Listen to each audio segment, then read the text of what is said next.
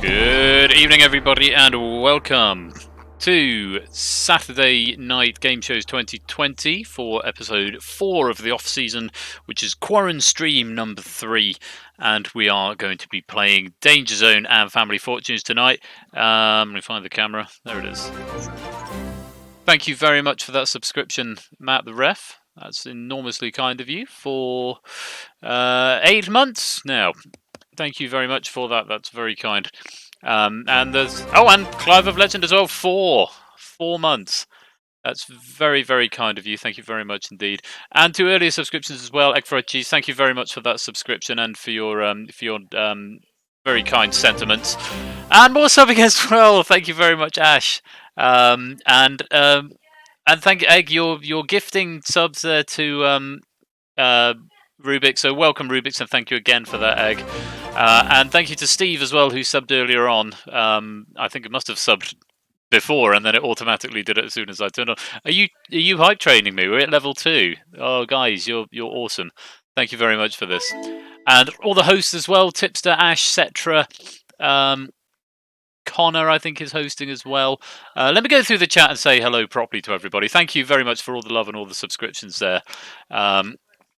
Let's have a look through. Good evening to Cookie Monkey, to Scooter Dust, and thank you for the subscription, Scooter Dust. That's very kind of you, and I think that's come from Egg Fried Cheese. Thank you, Egg, for that, and welcome to the party, Scooter Dust. Good evening to Natter, to Rubix, to Cetra, to Drahuska, to Cetra and Ash. Thank you for hosting, Cookie. Cetra, Kath, good evening and welcome. Egg Fried Cheese. Daz, hello. Nightbot, always nice to see Nightbot showing up. To Connor, to anyone, Matt the Ref, Rubik, Cetra, Clive, good evening, Clive. Tipster, welcome. Score Count, good evening, and thank you for that subscription there. Cetra, welcome to the party, and thank you very much for that gift there, Scooter Dust. That's enormously kind. Thank you very much indeed. Paying it forward, as it were. Good evening, Not a Jumble of Numbers as well, and anyone else I've missed who is joining us or anyone who is in the chat, but hasn't said anything yet. You're very, very welcome. And it's lovely to have you here. Saturday night, despite the lockdown in the UK and much of the world, we have to have some... what's the word? I can't remember what the word is.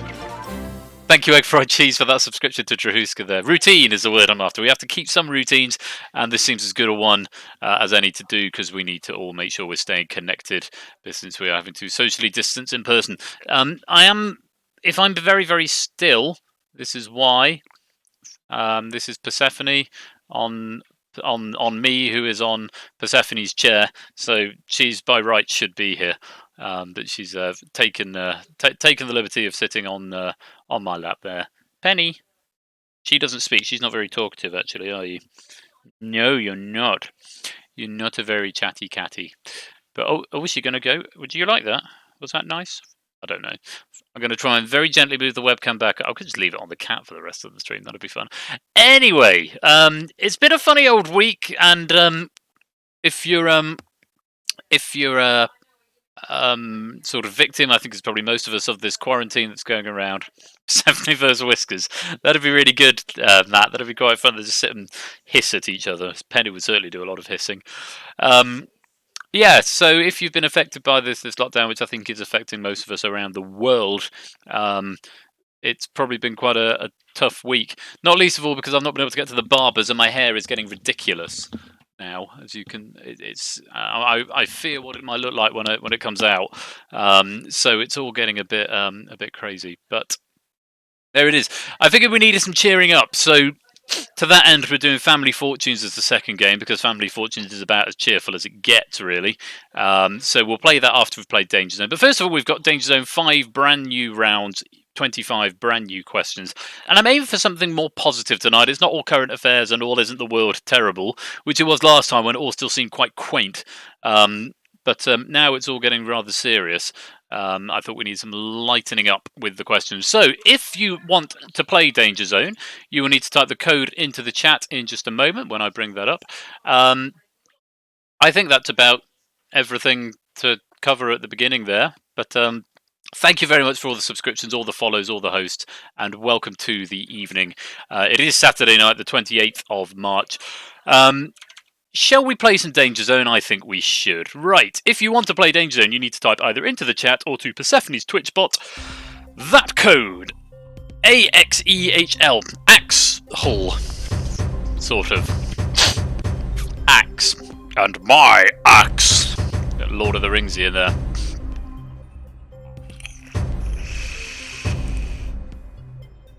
Wow, we're going to get a Danger Zone of 4. Maybe. How many do we need for that? Is it 19? Yes, it's 19. Hello, Quet. Blimey, you're up early. Or late, possibly. Welcome to the stream. Lovely to have you here. And with that, Quet, you've made it 4 in the Danger Zone, which is a little bit terrifying.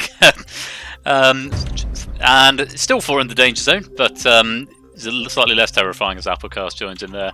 That might be the most we've had. 20. Thank you for joining. Enormously good of you. Right, for those of you who have played before but maybe want to recap of the rules, and certainly for those who have not played before, the rules are very simple. There are 5 rounds. Each round has 5 questions. You get points by answering the questions correctly. All the questions are multiple choice, and you need to answer either A, B, C, or D. Not the full answer, just the letter A, B, C, or D, and you need to whisper it to Persephone's Twitch bot or into the public chat, but Persephone's Twitch bot is probably preferable. I've just pressed share about that hype train, so I have to press enter as well. So there we go. I think we got a hype Bigfoot 5. That's fun. Yeah, so A, B, C, or D, the faster you answer, the more points you get. So if there are 20 players and you answer correctly first, you get 20 points. If you answer correctly second, you get 19, and so on all the way down. If you get it right, obviously you get those points. If you get it wrong, you get no points. The object of the game is to stay out of the Danger Zone. As you can see, the Danger Zone is 4 people big. If you go in the Danger Zone, you get a mark against your name that says you've been in the Danger Zone. And it's not a place you want to be, because at the end of each round, if you are in the Danger Zone, you are eliminated from the game, and you go over to the Boneyard on the right.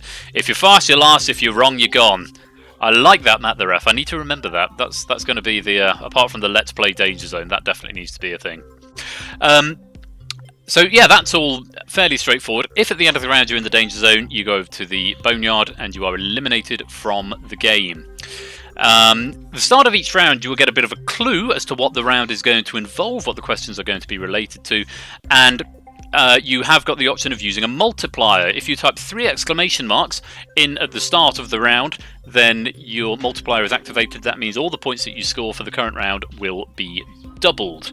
Double nothing is still nothing, but it could be a bit of a lifeline if you think you're not going to do particularly well in a particular round, or if you want to do particularly, if you think you are going to do particularly well, it will double the points, and if you finish first, second, or third, you get a boost going into subsequent rounds. Everyone else's score is reset to 0 at the start of the next round. So if you do well in one round, it's no guarantee of safety moving forward. The only thing that does help you for is going into the last round, where you can't use the multiplier. It will be general knowledge, and your points are not reset to 0, but they are the total number of questions you've got right minus the number of Danger Zone appearances. It should be fairly straightforward, and I think most of us have played before, so we should know that rules. If you would like a full readout of the rules, you can go and check them there on Danger Zone rules page, or alternatively you can go and join the Discord, and all the stuff will be there. I think there's some people going in the Discord at the moment, and I will dare say go and have a chat with them a little bit later on as to when we play Family Fortunes, because obviously you'll need a microphone for Family Fortunes. If you're going, don't turn off my computer, Penny. Yes, the cat has vacated. Right.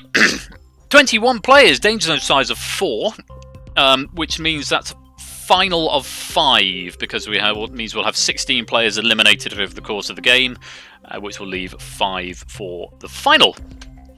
So, SW Yellowtail, Clive of Legend, Matt the Ref, Egg Fried Cheese, Not a Jumble of Numbers, Score Count, Drahuska, The Naked Grandma, Connor, Natter, Cetra, Cookie, Tipster, Rubik's, Scooter, Kath, Ash, 8Minky, Quetz, Applecars, and Toshi. I hope you're all ready to play Danger Zone. We are going to start the first round, and once the round has begun, no other players will be able to join, so you'll have 30 seconds if you would like to join in. At the start of the first round, it will flash up the category. You'll have 15 seconds, as with all the questions, to decide whether or not you are going to play your multiplier on it. 3 exclamation marks into the chat, or to Persephone's Twitch bot if you would like to play your multiplier on it.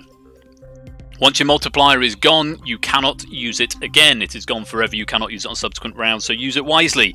Of course, there's a little bit of tactics that goes on there. If people decide lots of people are using their multiplier in a particular round, they may choose to use theirs as well.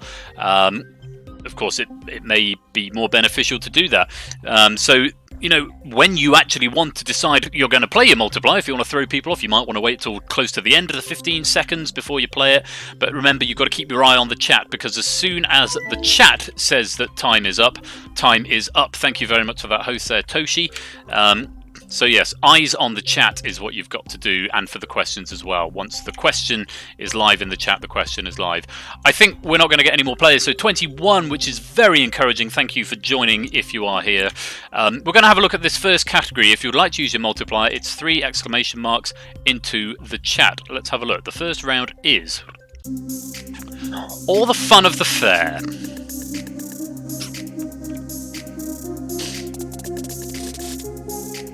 Anyone going to use their multiplier? Okay, a couple have come in there.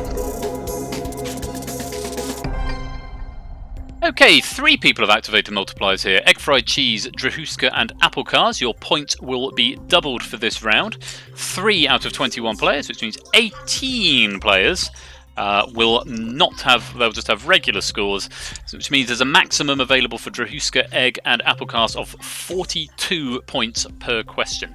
So as the category suggests, All the Fun of the Fair, this round is all about theme parks, roller coasters, fun fairs, and anything else therein.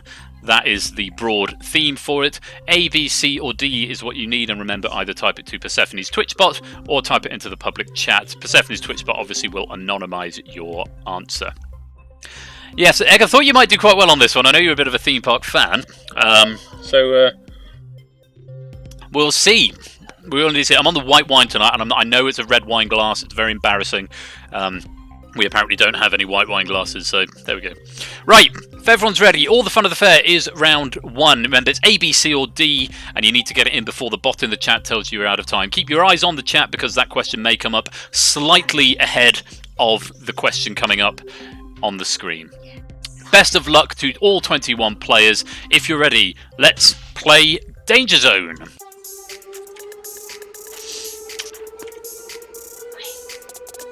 Okay, question number 1. In which country is the world's longest steel roller coaster? A, Japan, B, UK, C, USA, or D, South Korea?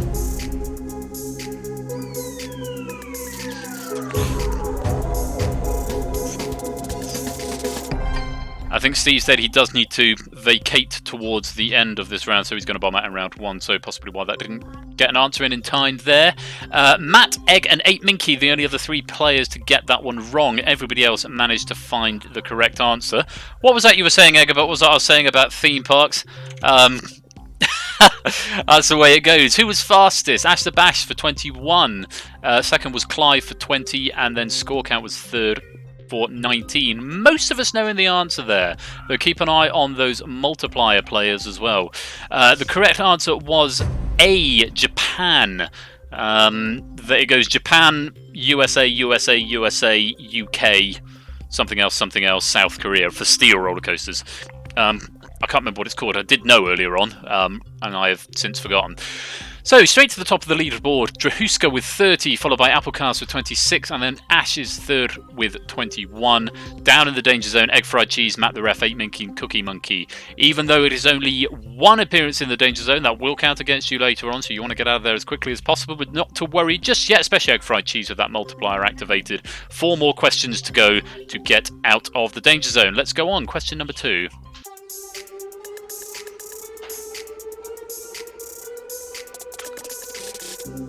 Which game was created by video game designer Chris Sawyer? A. Theme Park World, B. Planet Coaster, C. Parkitect, or D. Roller Coaster Tycoon?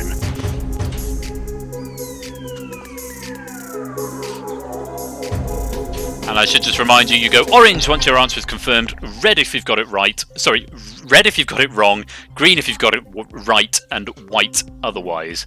Not quite as many people getting that. Clive of Legend, Natter, Not a Jumble of Numbers, Tipster, Kath, Quetz, and the Naked Grandma all getting that right. Everybody else getting that one wrong. Who was fastest? Clive of Legend for 21, Natter was next for 20, and Kath was third for 19. Well done if you got that one right. Most of us didn't know that one. Theme Park World was actually EA. Planet Coaster and Parkitect are 2 more modern games that I'm not 100% familiar with. But the answer was in fact D, Roller Coaster Tycoon, developed by Chris Sawyer. It was a sort of one-man band, if you like, and he did the second one as well. Be grateful I didn't do that question the other way round, which I was going to do. Who was the game developer behind the Roller Coaster Tycoon game?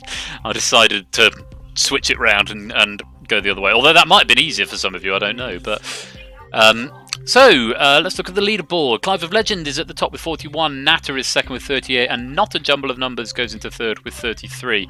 But bear in mind, Drahuska and Apple have got their multipliers active, as has Egg Fried Cheese, although he is currently down in the danger zone along with 8 Minky, Matt the Ref, and Cookie Monkey as well. Guys, could you just possibly not quite so loud? Sorry, they're playing Risk in the kitchen. I did ask if they could possibly play it in a room that's got a door in between it, but they elected for the kitchen. They promised me they'd be quiet so I can concentrate. So when I can hear stuff through the headphones, I know there's very loud, riotous noises going on. Right, we're going to go on. 3 more questions in this round. Ape, Egg, Matt, and Cookie. 3 questions to escape the danger zone. Let's go on. Question number 3.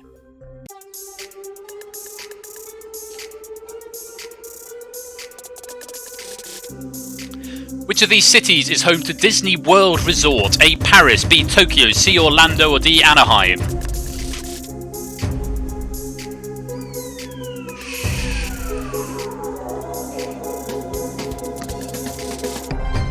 Just in the nick of time there, Tipster getting for 4 points. Who was wrong there? Natter, Cetra, and Cookie. Most people knowing that. Who was fastest? 8 Minky for 21. That's going to stand you in good stead. Likewise, Matt the Ref for 20. And third for 19, Scooter Dust. Players down the bottom getting some big points there, and especially Egg Fried Cheese as well with that multiplier. That could spell trouble for Yellowtail and Cetra possibly. I can't remember quite how many points they've got. We'll see in a minute.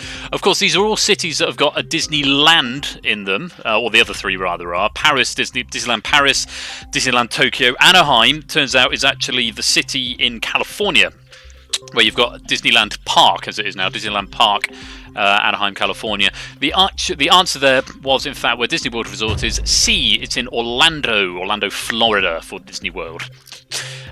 Never been to any of the Disneys. It's never really my thing, I don't think.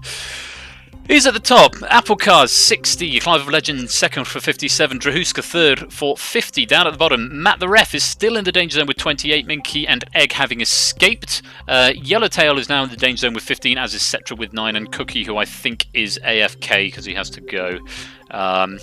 Family in the States, Ash. I suppose you probably would be familiar with that then. Okay, yeah, disappointment, Matt. Europa Park, though, nice place. Nice. No, I don't think we ever expressed any desire as kids to want to go there. My parents certainly never seemed to express any desire to want to take us, so it just sort of passed me by, I guess. Yes, still 2 questions to get out. Matt, Yellowtail, Cetra, and Cookie. Egg Fried Cheese, Rubik's, and 8 Minky, and indeed Connor are all going to be looking over their shoulders at this point, possibly right up as far as Scooter, Toshi, Quetz, Tipster, Kath. Score, it's not until you get up to the Naked Grandma where really is the points start to be really demonstrably different. So, yeah, much to play for with 2 questions to go. Let's go on. Question number 4.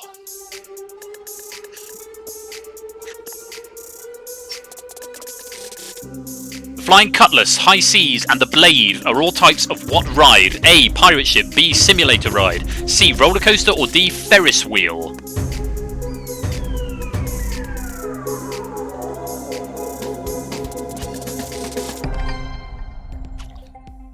Not everyone getting that. Cookie obviously timing out there. Apple and Not a Jumble of Numbers getting that wrong. Everybody else getting that right.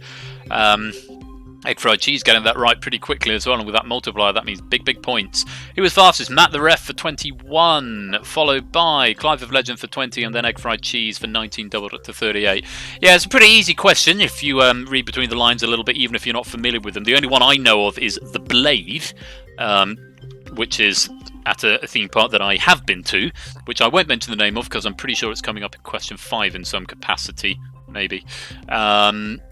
Yes, most of us there knowing the answer was in fact a pirate ship. Let's have a look at the scores. After a fairly shaky start, only 2 questions right and 2 Danger Zone appearances, Egg Fried Cheese has now jumped up to 3rd with 62. That multiplier really coming in handy. Drahuska is in 2nd with 76, just a point behind Clive, who is top with 77. Interesting, all the 3 multiplier players are now bunched up together. Apple Car's up there in 4th with 60 points, but still behind Clive of Legend, who hasn't got his multiplier, but is one of only 1, 2, 3, 4, 5 players to get all 4 questions right so far. Down at the other end, Rubik's, Yellowtail, and Cetra and Cookie Monkey are now in the danger zone. Matt the Ref managing to escape and throwing Rubik's under the bus a little bit. There's a little bit more of a gap now between 18th and 17th, between Rubik's and Tipster, but Tipster, Kath, 8 Minky, Toshi, Connor, Naked Grandma, Quetz, Scooter Dust, Matt the Ref, possibly up as far even as Ash and Not a Jumble of Numbers are possibly going to be looking over their shoulders at this point, because if everybody below them gets it right and they get it wrong, it can make a big difference. It perhaps isn't going to go up quite that far, but we will have to see. There is 1 question to go. Rubik's, Yellowtail, Cetra, and Cookie Monkey. If you're going to get out of the danger zone, now is your time to do it. Here is question number 5. It didn't have a multiplier, but it did have a lovely childhood. It's good to hear, Clive.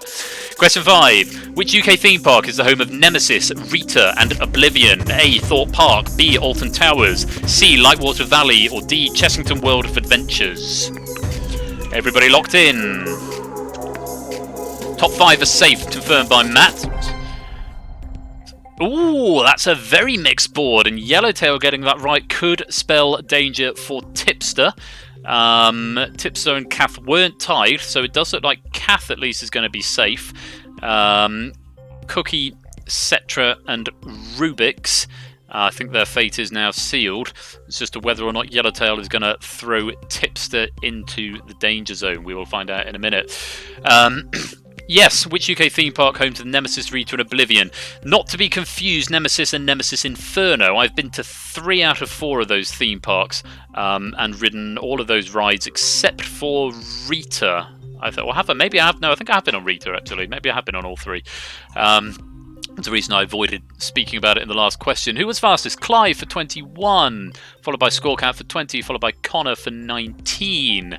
And those 3 multiplied players, 2 of them getting it right for 34 and 32, so that is going to set them up in 1st and 2nd, and I think Clive in 3rd. Yes, so of course you have got the Nemesis Inferno, which is at Thorpe Park, but the Nemesis, the original Nemesis, I believe, Rita and Oblivion, are all rides at B. Alton Towers. And yes, Rita is called the Queen of Speed. It's a 0 to 60 thing in about 3 seconds. Oblivion is the one with the really scary big drop, and Nemesis is the suspended roller coaster. So all good fun. So at the end of that, Clive of Legend in fact does finish top. My mistake. Clive of Legend finishes top with 98 points. Egg Fried Cheese is 2nd with 96. Apple Cars is 3rd with 92. I'm not quite sure how that happened. I didn't think Clive was that far ahead, but I guess he was. And he is one of 3 players to get all 5 questions correct, the other 2 being Quet and the Naked Grandma, though they were a little bit slower than Clive. Clive of Legend finishing top with 98, Egg Fried Cheese second with 96, and Apple Cars third with 92. Congratulations, you three will receive 3, 2, and 1 point respectively, moving into round 2. And you three, along with Drahuska, Score Count, Ash the Bash, Con and Not a Jumble of Numbers, Natter Quetz, The Naked Grandma, 8 Minkies, SW Yellowtail, Matt the Ref, Scooter Dust, Toshi, and by the skin of his teeth, Kath. You are through to round 2. Congratulations, I will see you there shortly.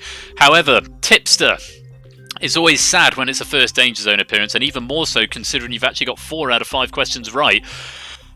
Tipster, Rubik's, Cetra and Cookie Monkey, not enough points scored to survive this round, I'm afraid. Valiant efforts all apart from Steve, who I think threw in the towel because he had to go. But yes, 4, 3, 2 and 0 questions correct respectively. 1, 2, 3 and 5 appearances in the Danger Zone. Tipster, Rubik, Cetra and Cookie. Tipster, it's so unfortunate, there's only a point in it. Would have forced a tiebreaker with Kath, but Kath has just gotten away with it. I'm afraid Tipster, Rubik's, Cetra and Cookie, it is the end of the round. You are in the Danger Zone, which means we have to say goodbye. Off you pop, over to the Boneyard, and then there were 17. Wow. Well done, 17. You are through to round 2. Egg Fried Cheese, Apple Cars and Drahuska, you have used your multiplier, so if you try and use them again, you will not be able to. It will not allow you. The rest of you, the other 13 players, you've still got the option to use your multiplier. Remember, 3 exclamation marks at the start of the next round when the category clue comes up, if you would like to play your multiplier. Clive, Egg and Apple, you will get your 3, 2, 1 boosts going into the next round. No one quite breaking the 100-point mark, though, which is a little bit of a shame, but maybe in round 2, we'll find out. If you would like to play your multiplier in round 2, 3 exclamation marks into the chat now. The category is Classical Composer Fact Sheets. There's a couple of multipliers coming in.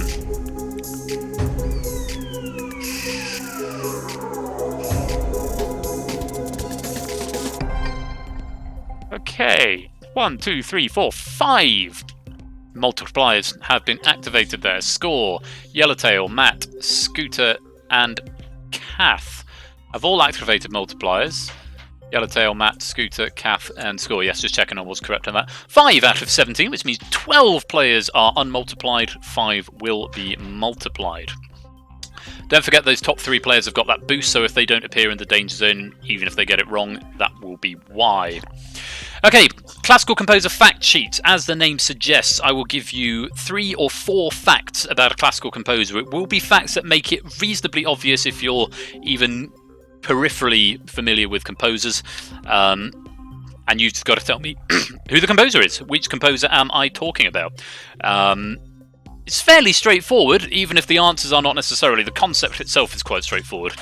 How are we going to do? I don't know. I've not done a classical music round for a very, very long time, so I thought it was high time to put one in. Also, all the rounds this week, incidentally, are designed to be either inspired by quarantine, but not to do with being sad in quarantine, or they're to make us feel happy. So all the fun of the fair was a nice, chirpy, jaunty, happy round, because about fun fairs and stuff, and classical composers because I'm playing a lot of the piano during quarantine, so I guess it was on my mind. Yeah, that's the theory behind it, so it's not going to be too sad. Music question's been killing off dual contestants left, right and centre. Let's see if it does the same here. We will be losing 4 of you at the end of this round. Which 4? Remains to be seen. Shall we find out? I think we should. It's round 2, Classical Composer Fact Sheets. The very best of luck to the 17 remaining players. Let's play Danger Zone. Okay, fingers on buzzers. A, B, C or D. Question number 1. Born in 1810 in Gilles-Vola, died in 1849 in Paris. Given name Frederick, famed for his many piano compositions. A, Brahms, B, Liszt, C, Chopin, or D, Debussy. Everybody locked in. Everybody getting that right there, apart from Not a Jumble of Numbers. Not too bad, you see. Theoretical maximum is 34 in this round, and we've got 70, because we've got 17 of you. Who was fastest? Egg Fried Cheese was fastest for 17, followed by Matt the Ref for 16, double to 32, and then Clive of Legend third for 15. Most of us know the answer. It's Zelazawa or Zava. Zelazawa Wola, I think is how it's pronounced. And Paris, I can do Paris. Zelazawa Wola. It's in Poland, and Paris is obviously in France. Given name Frederick, he was, this particular person, a Polish composer. The answers most of us there knew was Chopin, Frederick Chopin. So Necker Grammar, not a jumble of numbers. Not a jumble of numbers going in by default was the only one to get it wrong. Necker Grammar goes in with only 2 points. Apple Cars in there with 4, and Quet's in there with 5. But not too much of a gap between there, and there's still 4 questions to get out of it. Up at the other end, Matt is top with 32, Yellowtail second with 28, and Kath is third with 24. Okay, let's have another fact sheet. Here's number 2.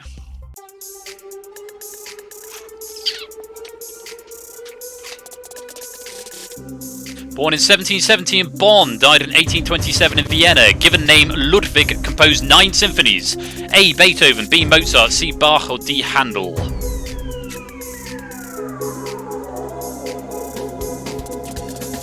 So I'm very fast answering there, and unsurprisingly everybody getting that one right. That was the first question I wrote for this one, sort of the tester question, probably the easiest of the lot. They do get harder, I promise you. Okay, who was fastest? Egg fried cheese for 17. That's 2 in a row, I think you've been fastest there, Egg. Next was Matt. No, it wasn't Matt. It was... because Matt's got a multiplier on. Who's got 16? Apart from Matt. Okay. Oh, 8 Minky. 8 Minky second for 16. And Connor. Connor was third there for 15. Who chooses the order of the rounds? That's RNG, Cetra, I'm afraid. RNG chooses the order of the rounds. The only one that is fixed, obviously, is the last round, which is always general knowledge. This was, for posterity's sake, if you're interested, this round was... I've closed down the build now. Not the build, the engine version. I think this was round 3. I wrote it as round 3. All the Fun of the Fair was the first round I wrote. I think I wrote this one as round 3, but it's come up as number 2. So, yeah, sorry. You have to pray to RNGs. It's a bit harder next time. So, yeah, sorry. All of us getting the right answer there, all knowing the answer is A, Beethoven. Yellowtail moves to the top with 56. Matt is now in second with 48, and Egg Fried Cheese is in third with 36. All those multiply players are up near the top end, mingling in with Clive and Egg, who's having a particularly strong round this time. Down at the other end, Drahuska is in the danger zone for the first time with 10 points. Also in there with 9 points each, the Naked Grandma and Not a Jumble of Numbers, 9 points apiece. And Apple Cars is in the danger zone as well with only 5 points. Bit of a gap starting to emerge now between the danger zone and those in the danger zone and those not in the danger zone. Toshi's on 13, Ash is on 15, Quet's on 18, Natter on 19. They're going to be looking over their shoulder because there's still 3 questions to go for those 4 players to get out. Let's see if they can do it on this next one. Here's question 3.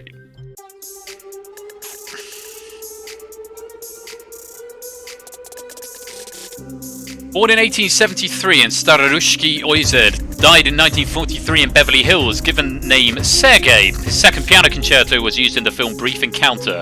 A. Shostakovich, B. Tchaikovsky, C. Stravinsky, or D. Rachmaninoff. Everybody locked in. Wow, only Quet's getting that one right there. Possibly a few people having a guess. Looking at the chat, it looks as though a couple of people are going in public going for B. A couple of A's, a couple of C's. Shostakovich obviously did write 2 piano concertos, but he was a little bit later than that. Tchaikovsky was a bit earlier than that.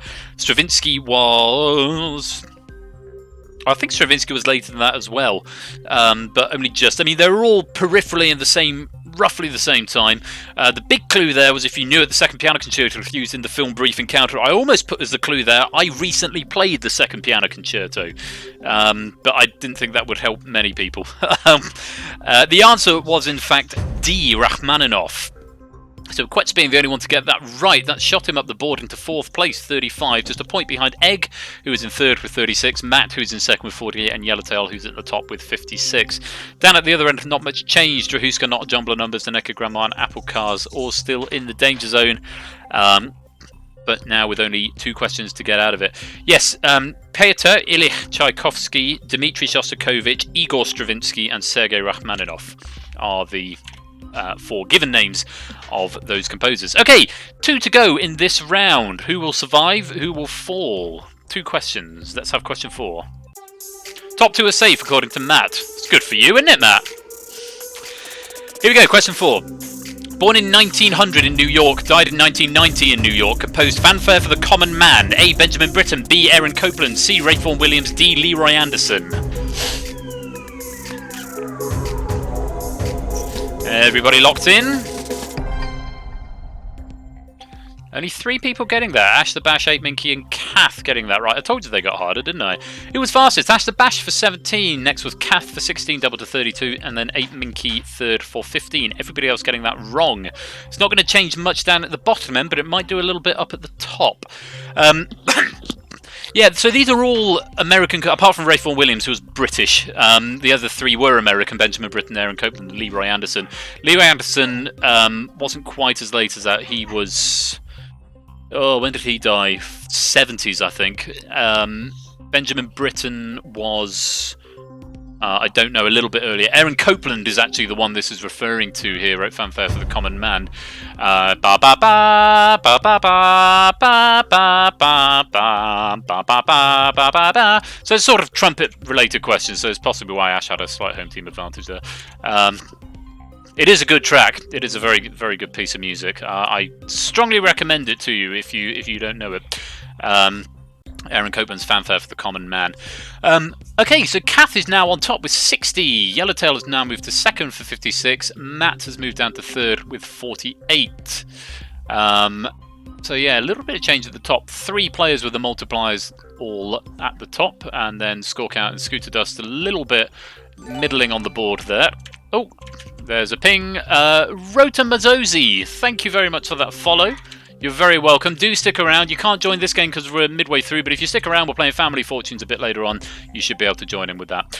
Drahuska, Naked Grandma, Not a Jumble of Numbers, and Apple Cards. You are all still in the danger zone and have been for most of you anyway for the whole of the round. You've got 1 more question to get out of there, otherwise you will be eliminated at the end of question 5. When we start playing Family Fortunes Road to Mazzozi, which will be at the end of this game, which will be probably about 30 minutes or so, 30-40 minutes, there'll be a code up on the board, and it'll be obvious. So stick around and just answer for fun for now. Welcome, Panda. Welcome to the stream. The Panda, from whom we get the Panda, has turned up. Welcome, welcome. Hope you're well and staying safe and indoors, I imagine. Lovely to have you here. Will we see anyone doing the Panda tonight? We did have someone last time we played 2 weeks ago. I wonder if we'll get anyone tonight now the Panda has made an appearance. We'll find out. 1 more question, though, in round 2. Let's see if the Danger Zone people can get out of there. Here we go, question 5. Yes, it is officially called Doing the Panda now. Born in 1813 in La Rocola, died in Milan in 1901, given name Giuseppe, composed the Traviata and Rigoletto. A. Puccini, B. Rossini, C. Verdi or D. Wagner? Just waiting for Quetz.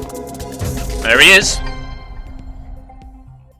Okay, most people getting that one right. 1, 2, 3, 4, 5, 6, 7, 8 people getting that wrong. Just over half getting that right. Yeah, so these are all big opera composers. Puccini, Rossini, and Verdi are all Italian. Wagner was obviously German. Verdi and Wagner are a little bit later. Puccini and Rossini were early Romantic. Verdi and Wagner, late Romantic. Who was fastest there? What were we looking for? 17 or 34? 8 Minky was fastest for 17, followed by Apple Cars for 16, which could spell danger possibly for Natter here. I'm not quite sure how far Natter was ahead. It might be enough to get Apple Cars out. It might not. We will find out in a minute. Second either way for 16, and Ash was third for 15 there. Okay, yes, so La Traviata and Rigoletto were composed by Giuseppe Verdi. C was the answer. And my, look at that. I was right with that prediction. Apple Cars has indeed just managed to jump out of the danger zone. Up to 21 points, which has pushed Natter down, because even though Natter was ahead of Toshi got it right convincingly and has moved up to 12th, and Natter has just slipped into the danger zone. A former champion of, I think, episode 2 of season 1, Natter has dropped into the danger zone with 90 on a first appearance as well. You hate to see it happen, but them's the breaks. I'll have a chat with more of the Danger Zone players in a minute. At this point, not everybody, in fact, nobody rather, has a clean sheet. Everyone has got at least one wrong. I think not the Aaron Copeland question, the other one, the one before it, the Rachmaninoff question, I think it was, has possibly done that to people. But Quetchen's obviously the only one to get that right, and he's the highest scoring player at the moment with 9, but no one with all 10. People yet to appear in the Danger Zone, there's quite a few of them. Kath, Scooter, Ash, Clive, Connor, Score and Toshi. None of you have appeared yet in the Danger Zone, and there are still 1, 2, 3, 4, 5, 6, 7, 8, 9 multipliers available, and there are going to be 13 people in the next round. So who's finished top? Matt the Ref with 76. Finishes top. Kath has finished second with 60, and just a point behind in third is 8 Minky with 59. Congratulations, Matt, Kath and 8 Minky. You will get 3, 2 and 1 points respectively going into the next round. You are through to the next round, along with Yellowtail, Scooter Dust, Ash, Quet, Clive, Egg, Connor, Score, Toshi, and by the skin of his teeth, Apple Cards. Congratulations, your scores will be reset to 0, and I will see you in round 3. However, Natter, Drahuska, Not a Jumble of Numbers, and the Naked Grandma. Not enough points on this occasion. Bit of a tough round. Not a Jumble and Naked Grandma. I don't think you ever actually got out of the Danger Zone. And Drahuska can't have been there the whole time, but didn't have a great time in that round either. And Natter, first Danger Zone appearance on that last question. After that last question, rather. But that is the way it goes. Natter, Drahuska, Not a Jumble of Numbers, and the Naked Grandma. It is the end of the round. You are in the Danger Zone, which means we have to say goodbye. And off they go to join the Boneyard. And then there were 13. 1, 2, 3, 4, 5, 6 people without their multiplier, because of course some of the people we've lost had multipliers as well. 6 without multipliers, which means we've got 7 with used multipliers, so it's about half and half, which is about right. Hang on, we adding commands, Egg. What have you done? How do we get here? Very good. Okay, Aim in the PM. Sorry, I've only just seen that message. Yeah, stay safe yourself as well. We'll send lots of extra ways for you when we get to Family Fortunes. We'll see you next week. Well done, 13 players. 6 of you have the option of using a multiplier if you would like to on this next round, which is round 3. 3 exclamation marks into the chat if you would like to use your multiplier on the next round. The category is that your final answer? You can't use it, Egg or Cat. You've already used it. There's 1 activated.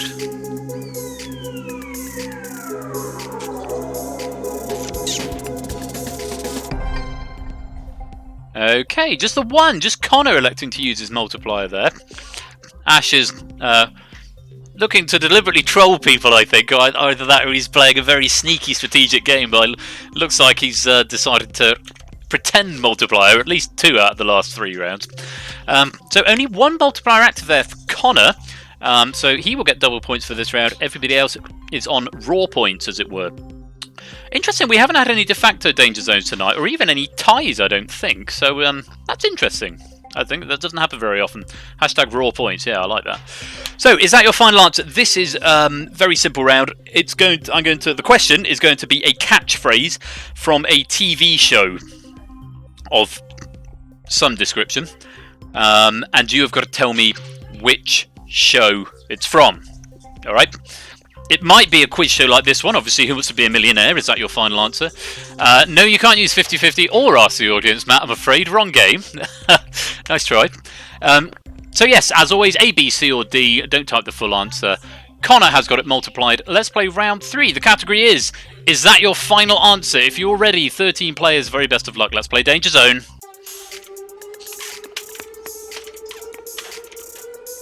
Alright, number 1.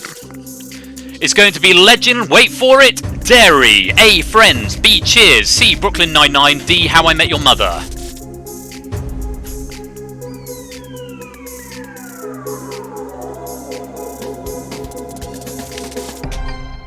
Looking at the public chat, not many people actually getting that right. 13 points available, or 26 if you doubled for Connor. Who was fastest? 8 Minky for 13. Clive was second for 12, and then Scooter Dust third for 11, and Ash the only other player there for 10 to get that right. Everyone else getting that one wrong. 4 out of 13, 9 players getting that wrong. And Ash was off a total guess as well. Wow. I thought more people would know that. No, that is a quote from Barney Stinson.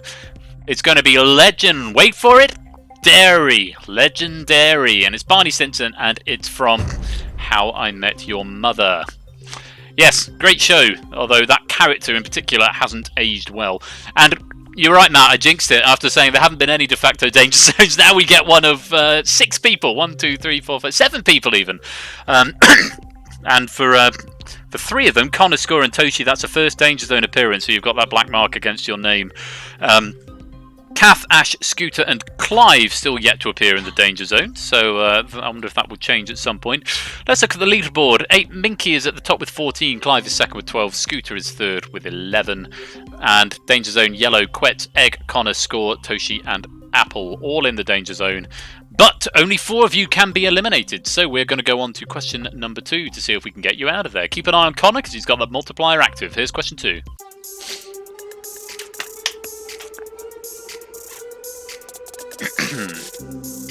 You will go on my first whistle. A. Total Wipeout. B. Gladiators. C. The Krypton Factor. D. The Crystal Maze.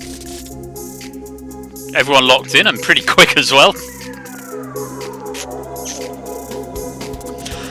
Yeah, I appreciate it's not really a catchphrase, but it's certainly what I remember from it, other than contenders ready, gladiators ready. Clive and Yellowtail getting that one wrong. Everyone else getting that right. Who was fastest? Connor for a theoretical maximum there. 13 doubled up to 26. That will stand him in very good stead. Matt was second for 12. Ash third for 11. Yes, you will go on my first whistle. Dylan, what's the show? Gladiators. Say it a bit louder. Gladiators. Gladiators, if you didn't hear that. Gladiators, yeah. John Anderson, the referee. He's about 90 now. Yeah, you will go on my first whistle. I think it was, is he Geordie? He's not quite Scottish, is he? But he's certainly Northern. Okay, Kath, we now got a proper Danger Zone size, a standard Danger Zone. Kath, Apple, Quetz, and Yellowtail are in the Danger Zone now. Yellowtail actually yet to score in this round. Start collecting on my first whistle. Yes, it could be confused with Crystal Maze. Start collecting on my whistle. But no, it's very specific. You will go on my first whistle.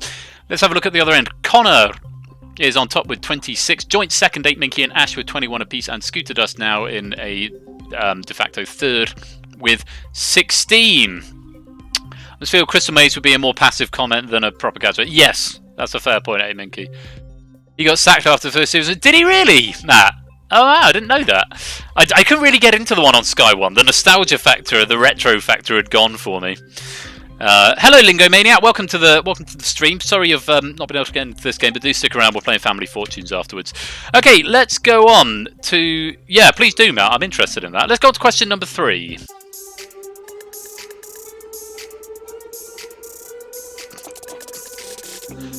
You plonker, Rodney. A. Dad's Army. B. One Foot in the Grave. C. Only Fools and Horses. D. 40 Towers.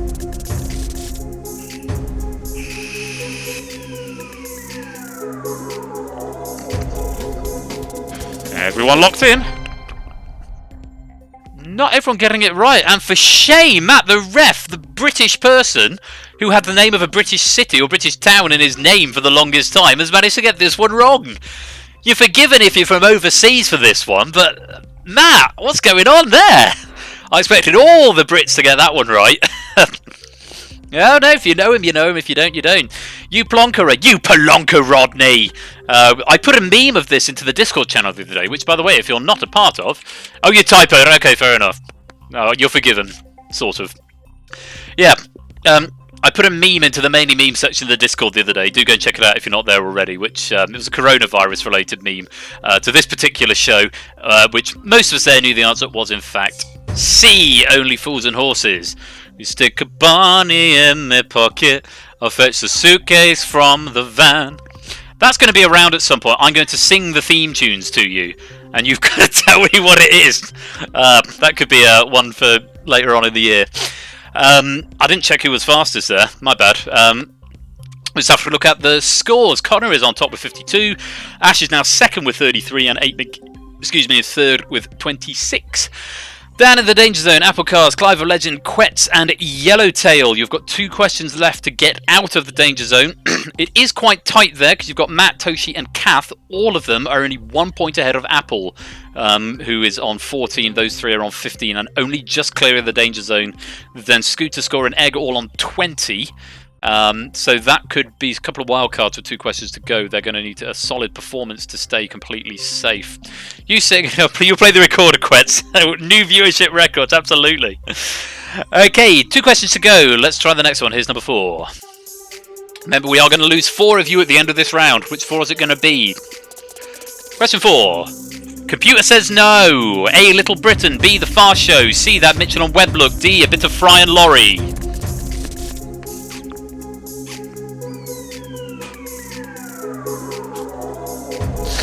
Is everybody locked in? Okay, 1, 2, 3, 4, 5, 6 people getting that wrong, 7 getting it right, splitting pretty much right down the middle. Who was fastest? Kath for 13, Egg Fried Cheese was second for 12, and then Connor was third for 11, doubled up to 22, the only player with that active multiplier.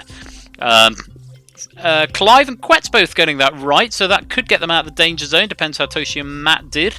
Or how many Toshi and Matt had. I believe they were only on 15 or 20, so that could spell danger. Can we... there's some noises happening in the background. I'm not sure what's going on. That's alright. Yeah, so let's have a look. Most of us there knowing just over half of us rather, knowing the answer there was A, Little Britain. Computer says no. And indeed, look at that. Matt, the ref, and Toshi have plummeted into the Danger Zone there. Matt is 4th appearance, Toshi's 2nd appearance, Apple's 8th appearance, and Yellowtail's 6th appearance in the Danger Zone. Yellowtail still to score in this round. I think that fate is now pretty much sealed without a multiplier. Cannot achieve any higher than 13th place, even if they get it right first. Apple, Toshi, and Matt, this is all a bit dangerous for you, but you've got Quetz, who's only 3 points ahead, and then Clive and Score and Scooter, who are only 2 points ahead of that. So if they do badly and you do well, your reversals could happen. Top 4 is safe, according to StatBot. Thank you very much, Matt. So Connor, Ash, Ape, and Egg, it looks like you are through. Connor through very comfortably with 74. He's going to get 3 points going into the next round. I'm pretty sure of that. Ash and Ape Minky are poised in the moment in 2nd and 3rd with 43 and 33, though Egg Fried Cheese only a point behind with 32. One final question for you then on this round on TV catchphrases. Let's have a look. Question number 5.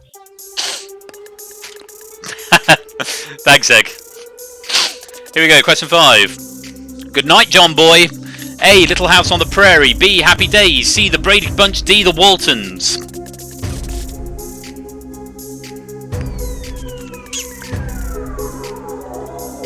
Toshi, the last to act.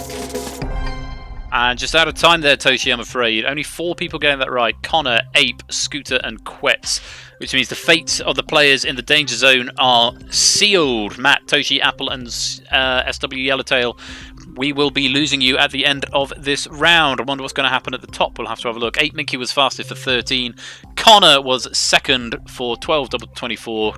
And Scooter Dust was 3rd for 11. Yeah, good night, John Boy. This is at the end of every episode. So, good night, John Boy. Good night, Mary Ellen. Good night, Mom. Good night, Dad. And then all the lights on the house would go down. Had a really, really catchy theme tune, actually. My mum used to watch it on Sunday afternoons while doing the ironing. These are outstanding memories from my teenage life. My mum watching this show while doing the ironing and me saying, can we put something else on? This is terrible. And she never would. The answer was D, The Waltons. No, not Happy Days, The Waltons. Yeah, John Boy Walton. It was set, I think it was set during the Great Depression in a sort of house in one of the sort of flyover states in the Midwest of America. About these people on a farm who all talk like that. Like, good night, John Boy. No, quite. Well, you might have seen it on Catch Up. I'm certainly aware of it. But I think it was made in like the 70s. It was made a bit. It wasn't made in the 20s, but it was set then. So Connor, as still no one's reached the 100 mark, but Connor has got as close as anyone else has this game. Connor finishes top with 98, almost, in fact, more than twice as far, twice as many points as second place, which is 8 Minky. So that multiplier has gone to waste. If you hadn't played it, Connor, you'd have still finished in first. And you still only get 3 going into the next round. 8 Minky in second with 46.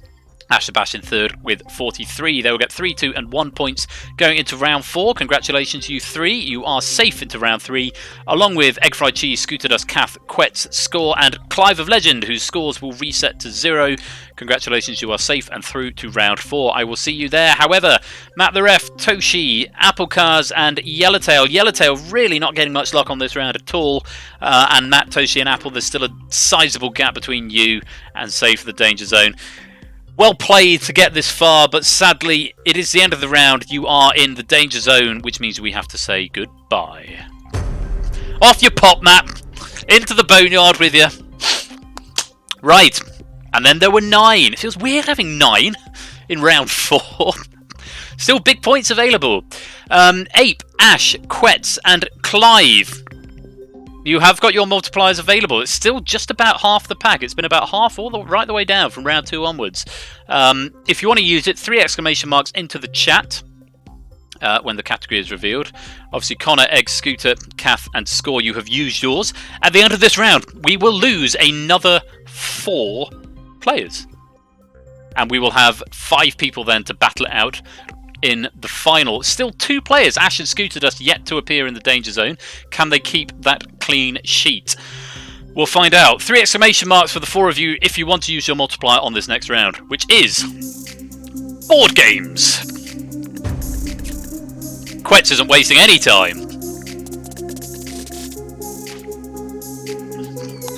Gonna have 3 people doing the panda, maybe. Wow, that is balls. Those are some balls. 3 people doing the panda. Clive, Ash, and 8 Minky. This is the moment where I point out, though, of course, if you fail to use your multiplier and you get eliminated, you'll feel a right dicky doodah. But that is balls indeed, because, of course, you can't use the multiplier in round 5, which is the general knowledge round. Yeah, so you can't use it there, and of course you don't get any advantage for finishing top in this round, as you do in previous rounds, because the opening score for round 5 is calculated based on your total questions correct minus the number of appearances in the Danger Zone. So board games, fairly straightforward. However, it's board games with a bit of a difference, a little bit of a difference. Yeah, you're right, Dickie. I can't claim that as my own, actually, Matt. That's a line from Inspector Grimm from the Thin Blue Line. I'll look a right Dickie. He says, if I can't swing a gun permit, I'm going to look a right Dickie doodah, aren't I? And Rowan Atkinson, who plays Inspector Fowler, says, I could issue the man with a cruise missile permit, and you would still look a dicky doodah. It is not within my power to prevent you from looking a dicky doodah. Only God or a large bag can do that. It's very funny. We should definitely check out the Thin Blue Line. Have we added that? All these Nightbot commands, I'm going to have to go through and tidy this up at some point, Egg, with Dicky Doodah into the chat.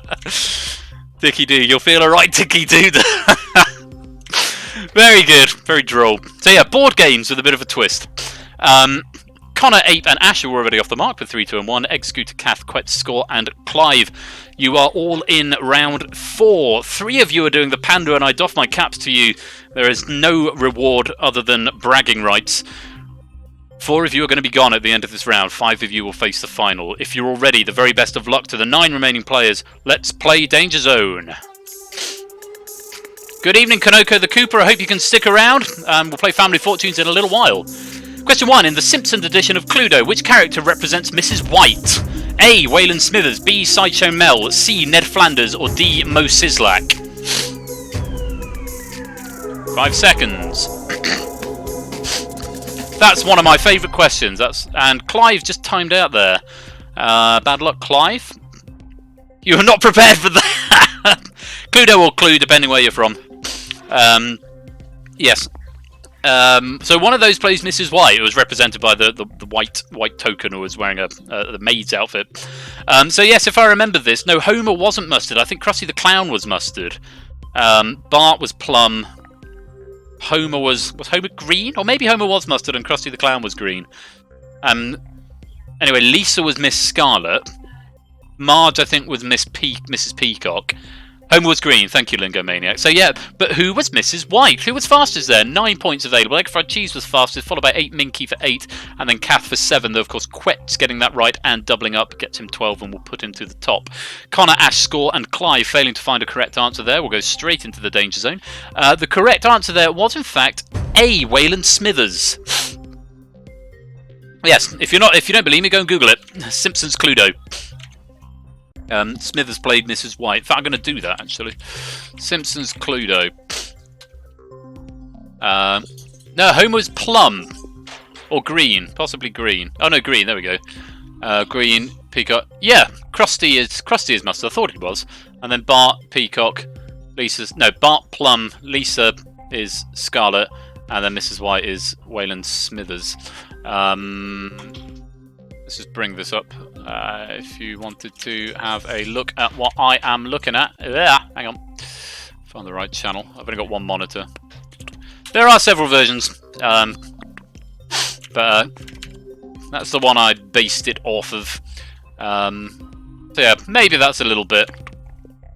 Yeah, I should have done a little bit more research into that one perhaps, but there we go. Right, so there we go. Quetz is top with 12, 8 Mickey second with 10, Egg is third with 9. Connor, Ash, Score, and Clive are in the danger zone there.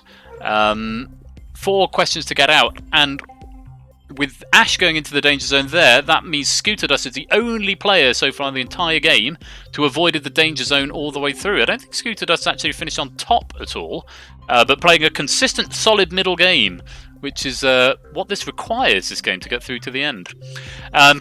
Okay, let's go on. Question number 2. Clive's gone, has he? Okay, thanks for letting me know, Egg Fried Cheese. So, 3 place in the danger zone. Here's question 2. Which of these countries does not appear in the board game Risk? A. Venezuela, B. Peru, C. Argentina, or D. Chile?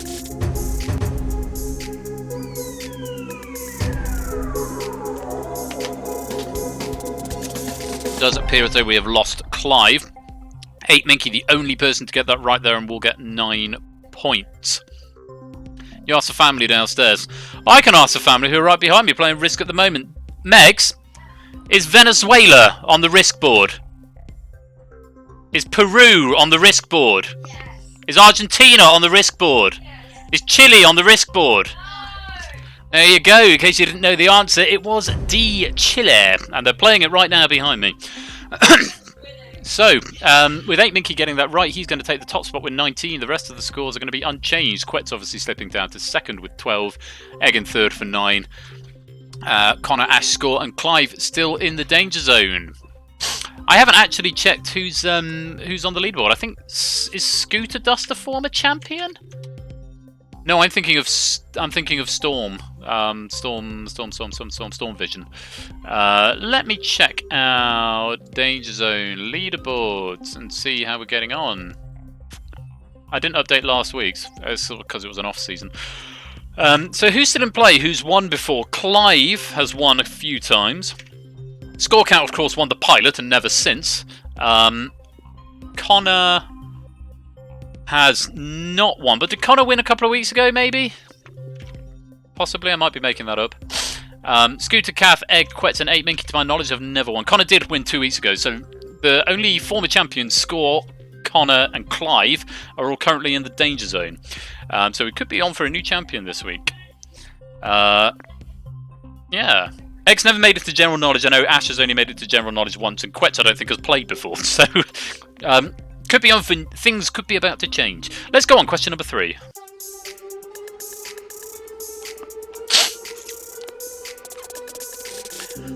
Across multiple versions of Monopoly, which of these properties is not the most expensive? A. Mayfair on the UK Classic. B. Boardwalk on the US Classic. C. Mayor West's Mansion on Family Guy. D. King's Landing on Game of Thrones. Yes, a slightly tricky question and a quite wordy question. So in multiple versions of Monopoly, which of those is not the most expensive? So, Yes, 1, 2, 3, 4 people getting it wrong and 5 people getting that right. Who was fastest? 8 Minky for 9 points, followed by Quetz for 8, double to 16, and then Kath was third for 7. Scooter Dust and Score Count also getting that right, the other 4 players getting that wrong. So in the UK Classic version, Mayfair is the most expensive, Boardwalk in the US Classic is the most expensive, in the Game of Thrones edition, King's Landing is the most expensive, and it's only in the Family Guy edition where Mayor West's Mansion is not the most expensive. I think it's the equivalent of Bond Street. It's a green one. It's on the same road as Mayfair and Park Lane, but it is not the most expensive. The most expensive on the Family Guy Monopoly board is Pretoria, and it's which is one above Carter Pewterschmidt's manor. So 8 Minky and Quetz are now tied at the top, and according to Matt the Ref, are both safe. And through to the final, so congratulations to you two, tied in 28. Kath in, therefore, a de facto second with 14, and Scooter Dust on 10 in third. Just 1 point ahead of Egg Fried Cheese, who's on 9, and the last player not in the danger zone. Score, Connor, Ash and Clive are still in the danger zone, and despite that very impressive performance, they are accruing more and more points with which they will be taking off should they reach the final. Because remember, it's the total questions answered correctly minus the number of appearances in the danger zone that you start with in the final. 2 questions to get out of there, guys. Do your best. Here is question number 4.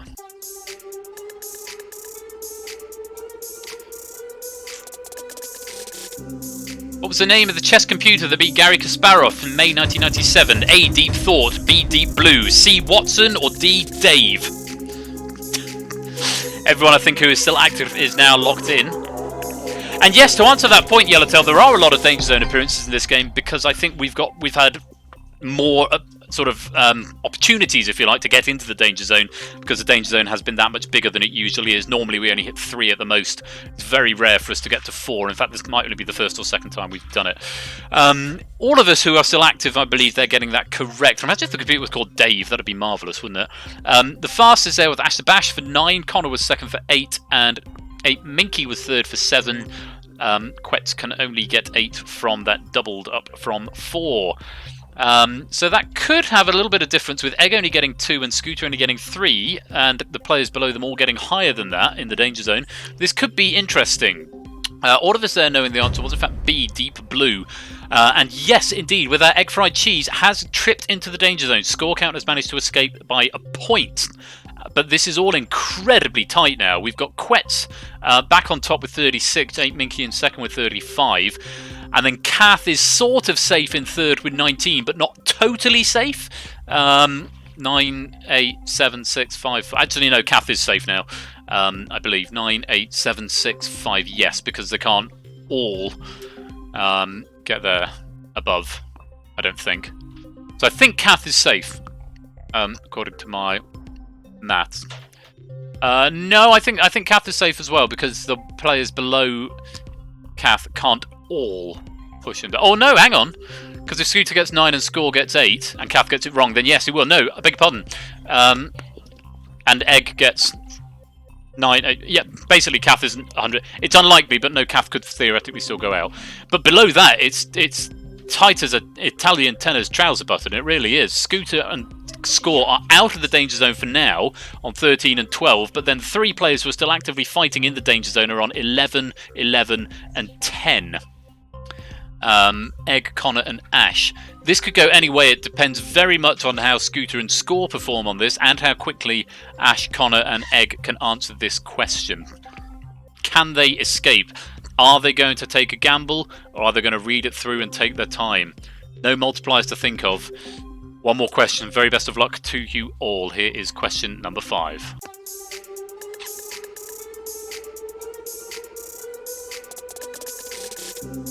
In UK Scrabble, which of these tiles is worth the fewest points? A, Q, B, V, C, J, D, K. I love it when a question like that comes up.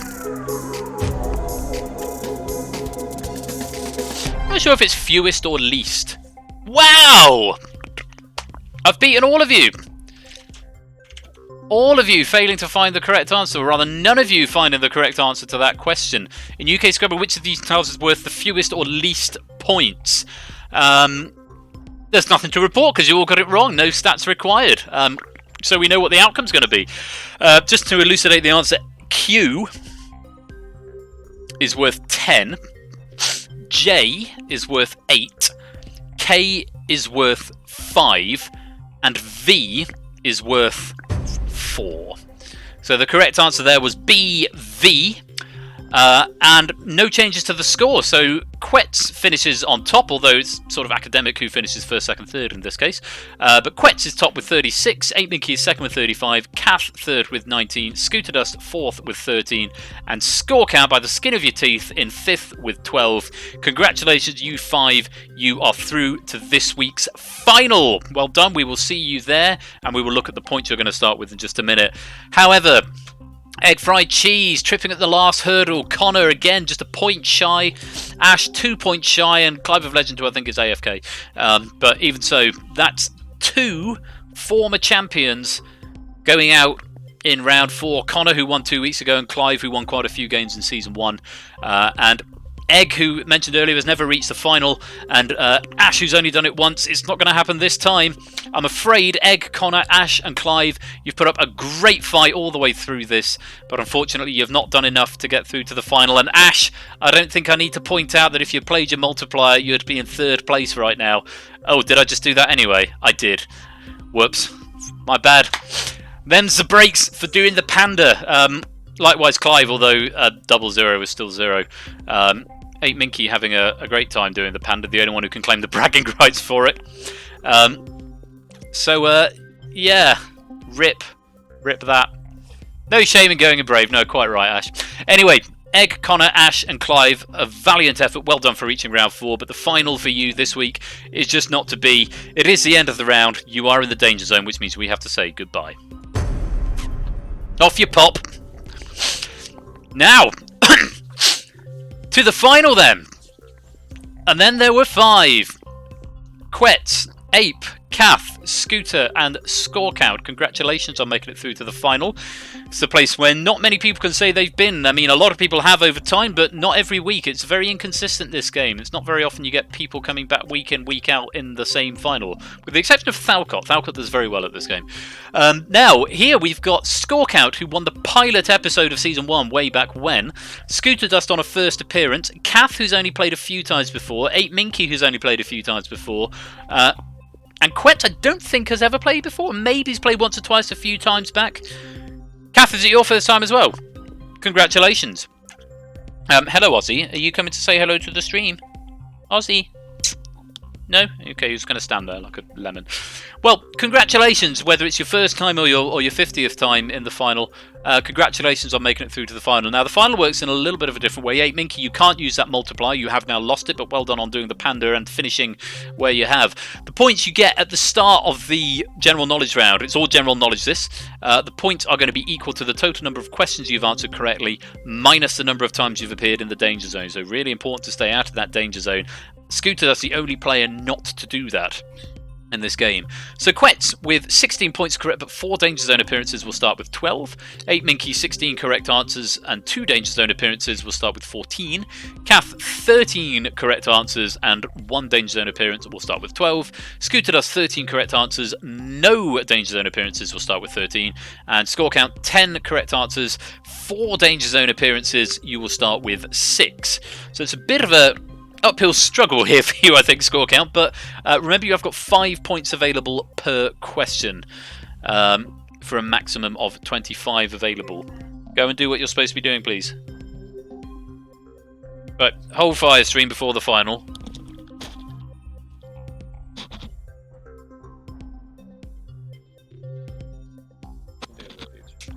Thank you for letting me know. Dylan's going to clean his teeth and he's worried the extractor fan was going to be too loud, but that's fine. How exactly is that calculated? Sorry, what's the question, Swiftwolf? Yeah, correct answers minus Danger Zone appearances. So if you've got 16 questions right and you've been in the Danger Zone 4 times, you start with 12. It will become clear. We're going to start the final round, which, as I mentioned, is general knowledge. No multipliers available at this point. And those are the points you're starting with: 14, 13, 12, 12, and 6. And that's the column you're now watching. The rest of it is academic. It's whoever has got the most points at the end of this round. So basically the whole of DangerZone, the first 4 rounds are spent trying to A, survive, and then B, give yourself a head start in the final round. But it all comes down to this round. How many points you have in this round. 8Minky is only a point ahead of Scooter and only 2 points ahead of Quetz and Kath. There is not an insurmountable lead here, 8Minky. You could be caught. Score count's got a little bit of work to do, but it is going to be possible. But we've got 5 general knowledge questions. Same rules apply. It's A, B, C, or D. You have 15 seconds for each question. The very best of luck to you 5. Well done on getting it this far. If you're ready for the last time this week, let's play DangerZone. 8Minky, yes, of course, using the panda to get here. Question 1. Which of these video games was not released or scheduled for release this month? A. Resident Evil 3, B. Animal Crossing New Horizons, C. Doom Eternal, or D. Half-Life Alyx?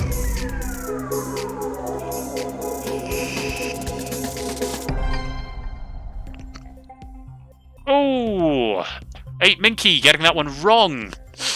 Everyone else getting it right. Score count was first, Scooter second, Kath third, Quetz fourth. For 5, 4, 3, and 2 points respectively. Yeah, so one of those ones. I thought this one would be quite easy actually, and I thought if you've got to the final, this is about the easiest one it's going to be. Obviously, Doom Eternal and Animal Crossing New Horizons both came out the same day, which I think was Tuesday this week. Half-Life Alyx came out the day after. It might not have been Tuesday, it might have been end of last week, but yeah. The only one there that's not scheduled for release this month is actually A, Resident Evil 3, which is due out on the 2nd of April. The other ones, it was released a few years back. There's a remake of Resident Evil 3 coming out next week. I should have probably clarified that. Yeah. So, all change already. Scooter Dust has taken the top spot with 17. Kath is next with 15. 8Minky and Quetz are now tied with 14. And Score is already closing down that gap with 11. All it takes is for him to get it right in first, and Scooter Dust to get it wrong, and he will only be a point behind Scooter Dust. So, in this game, your luck can change just that quickly. Team score. Okay, let's go on. Question number 2.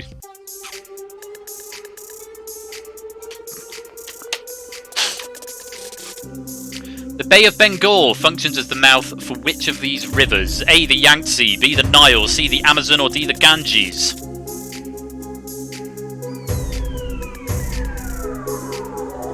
Everyone locked in. And again, 8Minky the only player to get that one wrong, everyone else getting it right. And again, score count was the fastest. Kath was next with 4, Scooter next with 3, and then Quetz for 2. So the Bay of Bengal is a huge bay. It's I think it's in India, actually, or somewhere around there. It's quite a few rivers actually flow into it, but out of those 4, only one of them, and I did go and double check. The Yangtze is obviously in China, the Nile's in Africa, it's a different continent, Amazon, literally the other side of the world. The answer I was looking for was D, the Ganges River. And with that, Scooter Dust retains the top spot, but Kath is closing down that gap, 20 and 19 between those two now. Quetz and Score are tied with 16 points apiece now, and 8Minky has dropped to the bottom with 14. That strong start has frittered away. He can still make it up. There are still 15 points available from these last 3 questions, to a maximum of 29 for 8Minky potentially, so can still be done. All players are still live. Scorecast Lazarus, yeah, coming back from the grave.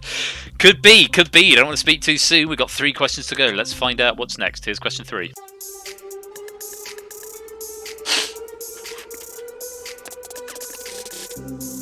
In a standard deck of bicycle playing cards, which character appears to be impaling themselves on their own sword? A, the King of Hearts, B, the King of Clubs, C, the King of Spades, or D, the King of Diamonds? I've got a deck right here. And that should be, appears to be impaling themselves. Apologies for that small typo there. Kath, the only player there to get that right. Everyone else getting it wrong, so that is going to put Kath into the top spot. I have a deck of cards right here, and I checked through, and the one card that I thought I knew the answer to this, but thought I'd check, and then the one card that was the answer, I couldn't find. Go get ready for bed, please, Dylan. For the answer, I've got it right there, and actually you can see, hopefully you can see, it really does appear to be impaling himself.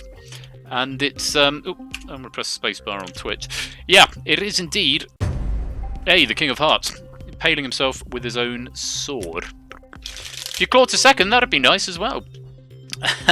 10 points available, so 8 Minky can still theoretically force a tie for first place. It is not over yet. Quetz and Score are still on 16, but Kath has now taken the lead with 24 ahead of Scooter Dust. Okay, 2 questions to go. Let's go on question number 4.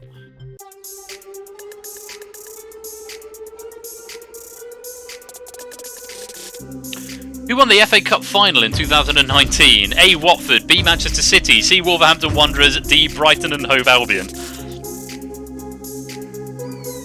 Everyone locked in.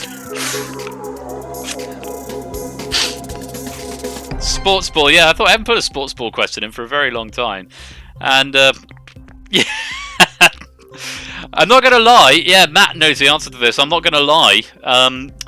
I was partially thinking of keeping Matt in the back of my mind, and I thought, Matt knows all of the sports ball questions, and he's been so gutted because he's got to the final for, like, the last 4 Danger Zones we've played in a row and not won the final. I thought, I'm going to put a sport question in. And you're not here to answer it, Matt. Bad luck. But 3 of you did know the answer to that. Kath was first for 5, Scooter second for 4, Quetz third for 3. I think that is going to steal the fate of certainly 8 Minky and possibly Score Count as well. So all of these players, all of these teams rather, were in the semi-final. And the final was between Manchester City and Wolves, I think. No, Watford. Man City and Watford. I think Man City beat Brighton and Hove in the semis. Watford beat Wolves in the semis. And then Man City won in the final, beating Watford 6-0. Manchester City was the answer. Wow, it has all but sealed the fate for all the players except for Kath and Scooter Dust. It's not quite an academic final question, but it might as well be. 8 Minky is in 5th on 14, Score in 4th with 16, Quetz in 3rd with 19, Scooter Dust is in 2nd with 24, Kath is on top with 29, 5 points clear of Scooter Dust. So the best Scooter Dust can now hope for, because this is an all but foregone conclusion. It is not guaranteed, I will say, but it might as well be at this point, because in order for there to be anything other than Kath winning this, Scooter Dust would have to get it right and first, and Kath would have to get it wrong. That is the only way that anything other than Kath winning can be a thing. It could force a tie between Scooter and Kath. What will happen? We've got 1 question to go. Let's find out. Score, yes. That's far. Yes, I do know as well as you do that that is far from academic. It certainly is far from academic, but let's find out what happens. Very best of luck in this final question of the night. Here it comes.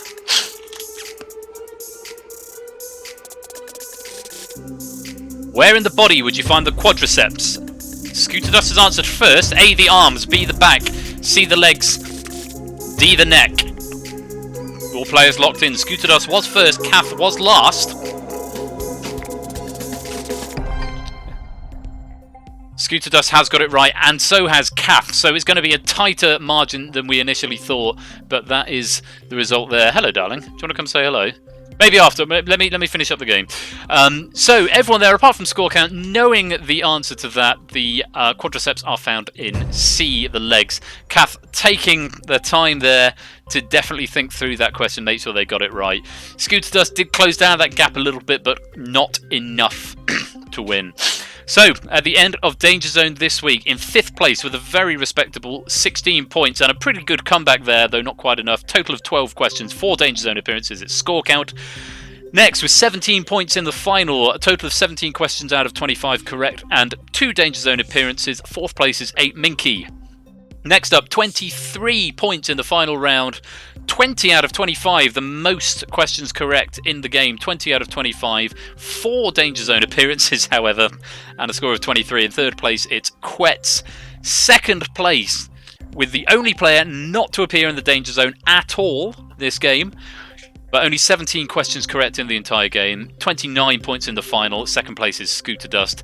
But your winner this week, your undisputed champion of Danger Zone for this week, 18 questions in total, only 1 Danger Zone appearance, and a total of 31 in the final round. Let's have a round of applause and a fanfare for our winner this week, Kath!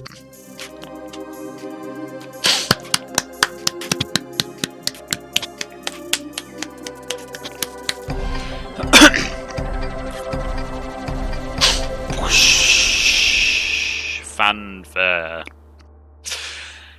Interesting statistic coming through from Matt the ref here. Kath was 1 point shy of dropping out in round 1. And now you are a first-time champion on DangerZone. Congratulations, Kath.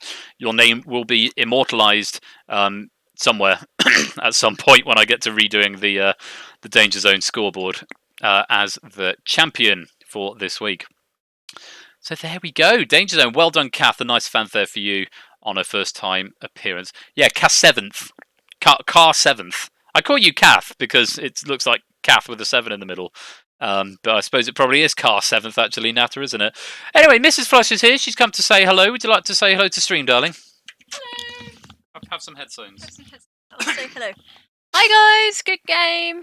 Everyone seemed to do very well. It was a good session. So, yeah, well done. How's everyone coping with quarantine? By show of hands or some other. Hello, guys. Oh, well done, Kath. Well done on winning your second game. That's amazing. Second game, yeah. Well, I'm reading the comments. Mrs. Flush definitely gets more love than I do. It's because I'm a guest star. If I were a regular, I probably wouldn't. Certainly much prettier than I am. Oh, hi, Matt the Ref. I know quarantine's driving all of us mad. Hang on. No score count. That's completely fine. What score count? Lady Flush. Oh, that's fine. It implies I'm a lord as well. Oh, no, you're not a lord. Just because you're married to a lady doesn't make you a lord. That's like King. You're not a king because you're married to a queen. King Charles. King Philip. Yeah. King Philip. He shags a queen. Lord and Lady Flush. Matt the Ref. Matt. Royal Flush does not need elevating any higher. Duchess Believe Flushes. me, Duchess Flush. I love it. Right. And on that happy note, I'm gonna take this back and overrate. My wife there, the gorgeous Megs, Mrs. Flush, Duchess Flushes. I quite like that too. Right. So that's the end of DangerZone for this week. But I promise you, Family Fortunes, we need more cheering up. Dylan wants you all to know that he won his game of Risk against Mrs. Flush. Off the camera, please. Off the camera, please. So there we go, and I've shared that with everybody, which is very exciting. Matt is cheering for you, Dylan. Hey, thank you, Matt. He says, "Yay, thank you, Matt." Okay, guys, we're going to go for a break. I'm going to go get another drink. Actually, need to change my glass because I'm switching over to Prosecco now.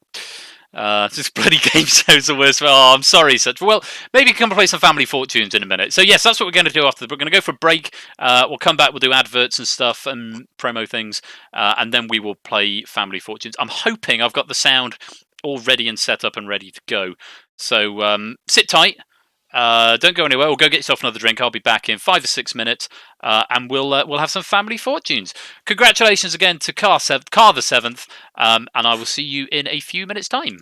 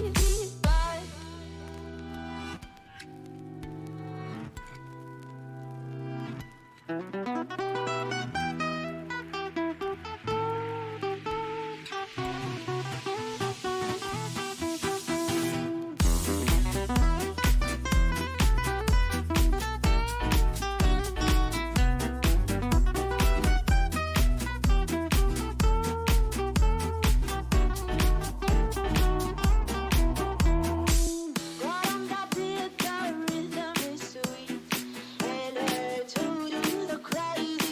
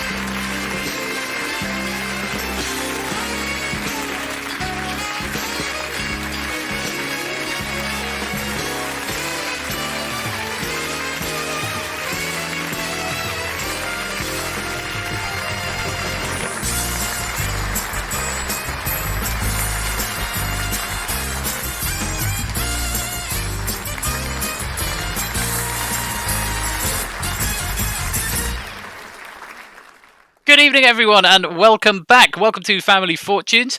I'm very relieved to the fact that you've got sound on OBS, and I've got sound in my ears because I broke everything, and then I only just remembered that I'm supposed to have Discord Canary, and so it might be that I can't hear you when you're in chat. So what I'm going to do is just drag someone into chat, and the someone it's going to be is Egg Fried Cheese. In fact, Egg Fried Cheese, can you just come and join me in the streaming private channel in OBS?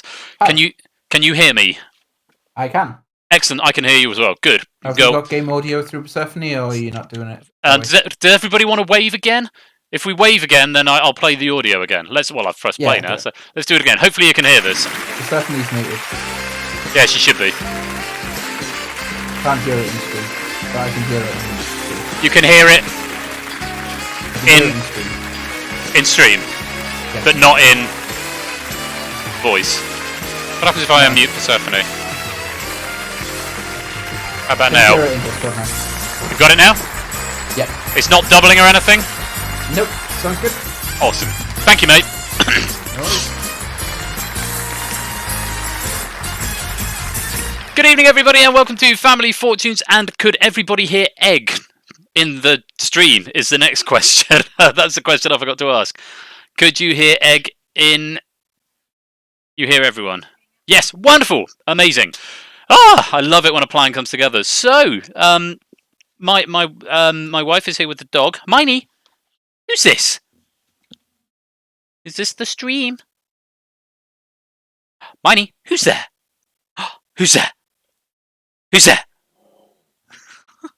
Who's that? Hello? Who's that? Oh, I'm making the dog speak.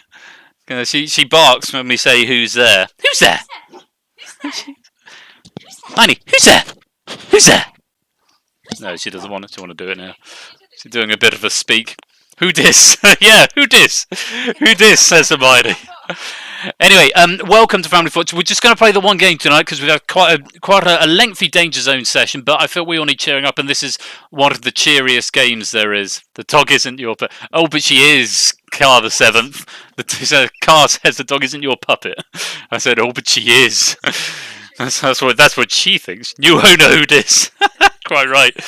Anyway, adverts. What's going on in the world? I keep meaning to do the gauntlet and not getting around to it because I'm in the middle of this 12 games in 12 months project. I almost finished game number 2. So one of my jobs for tomorrow is to write out the script and start doing the diary entry for that. I've got Alex, who's my colleague at Persephone's Chair, looking over one of the issues in the player controller at the moment, which we're trying to get to the bottom of. We had a go at it. Coralcaf is fine. That's good.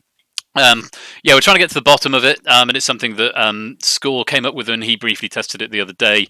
And we spent about half an hour on it yesterday afternoon, thinking it should be a relatively straightforward issue, but it's not. So Alex is going to have a look at that code, and then hopefully the game will be out along with the dev diary early next week. I've already started on game number 3, which is very exciting. It's just in prototype stage at the moment, but we're on course for 12 and 12 months. So that is why I haven't had any time. And in between doing that and obviously homeschooling Dylan at the moment because all the schools are shut. But keep your eye open for that because we're going to do. That'll be coming out early next week. And of course, you can get all the news for that from the Persephone's Chair Discord server, which is available there if you're not a member already. So that's been my time in between homeschooling and sort of just generally being in quarantine. At least I've got something to do, and it's keeping my mind occupied. So, that's pretty good.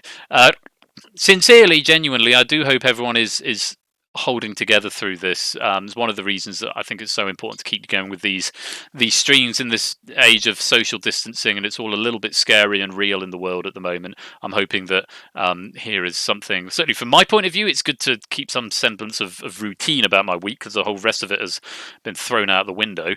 But also it's nice to bring a bit of joy and a bit of lightness and a bit of fun to you guys and my friends in the virtual world. So I do hope everyone is holding together through this weird time. On other channels, you have of course got Duel Season 3, which had on Ash's channel, which was concluded. The last of the Trolls was concluded this afternoon. And I think it was, did Duplis win that? I think Duplis won that and is going through to the final 16. So do go check out Ash's stuff. He had a special guest star on Friday. Rufus Hound was there, and it was amazing. A really good stream, and kudos to Ash for providing such high quality material and for attracting such high quality guests as well. Not sure what Ash is up to next week, but I believe he'll be streaming on Wednesday and Friday, and I'm sure he will let you know if you ask very nicely in the chat, and I will shout about it if he lets me know in the chat as well. What's up for next week? Wednesdays and Fridays, though, Ash streams, so do go check him out. Someone will tell me on it. Oh, yes, April Fool's Day special on Wednesday. That is definitely going to be one not to miss if you can at all help it. So do go and check out Ash's channel as well. As for me, I'll be back next... We'll play Family Fortunes first, but next Saturday, I'm hoping I can get Grunkle and Ash together in the same place. We were supposed to have Grunkle last week, and I think he had some family stuff, emergency stuff come up, which meant he wasn't able to be here for either stream.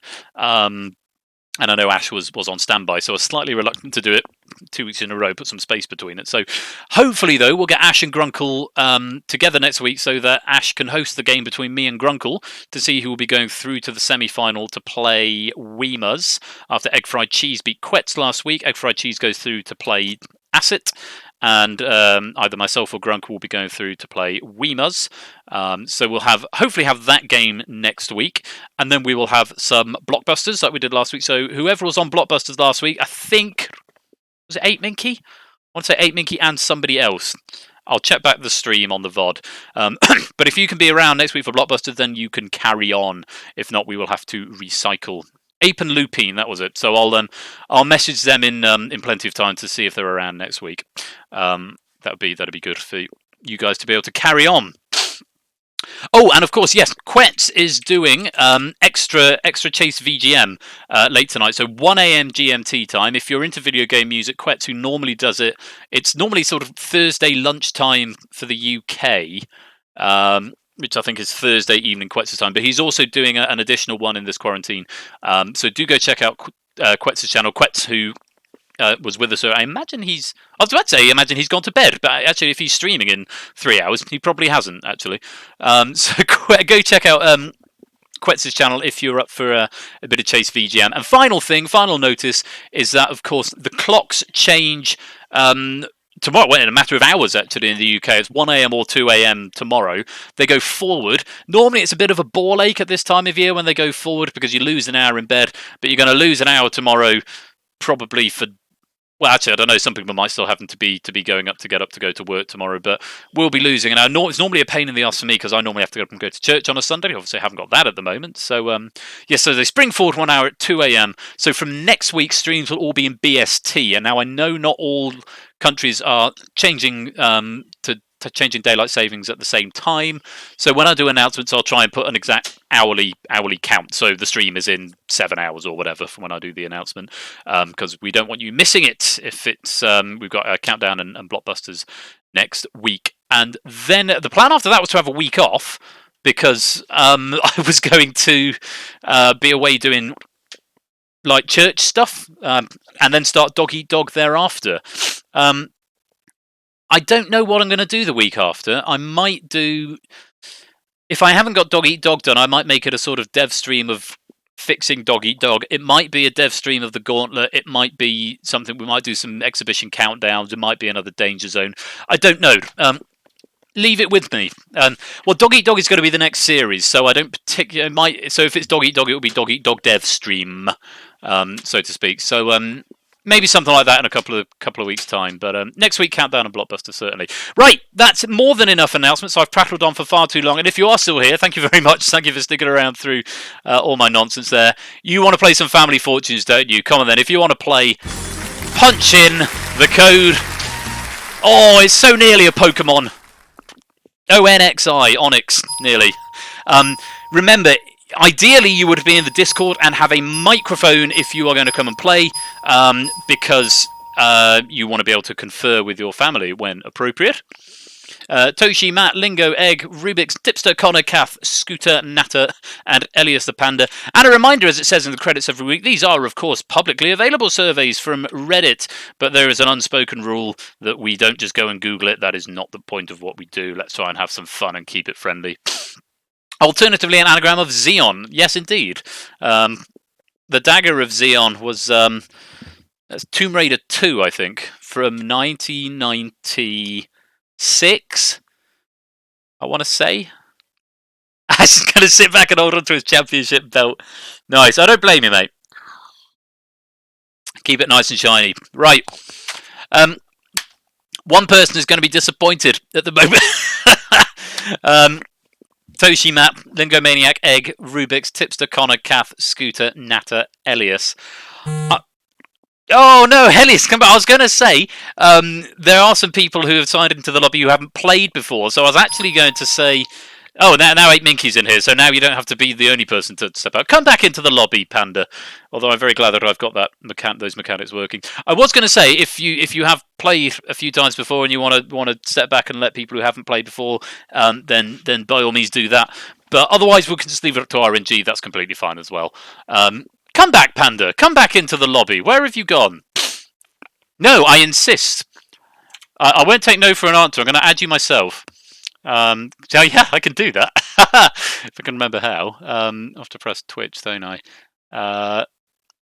Don't make me do this, Panda. I will. I will. No.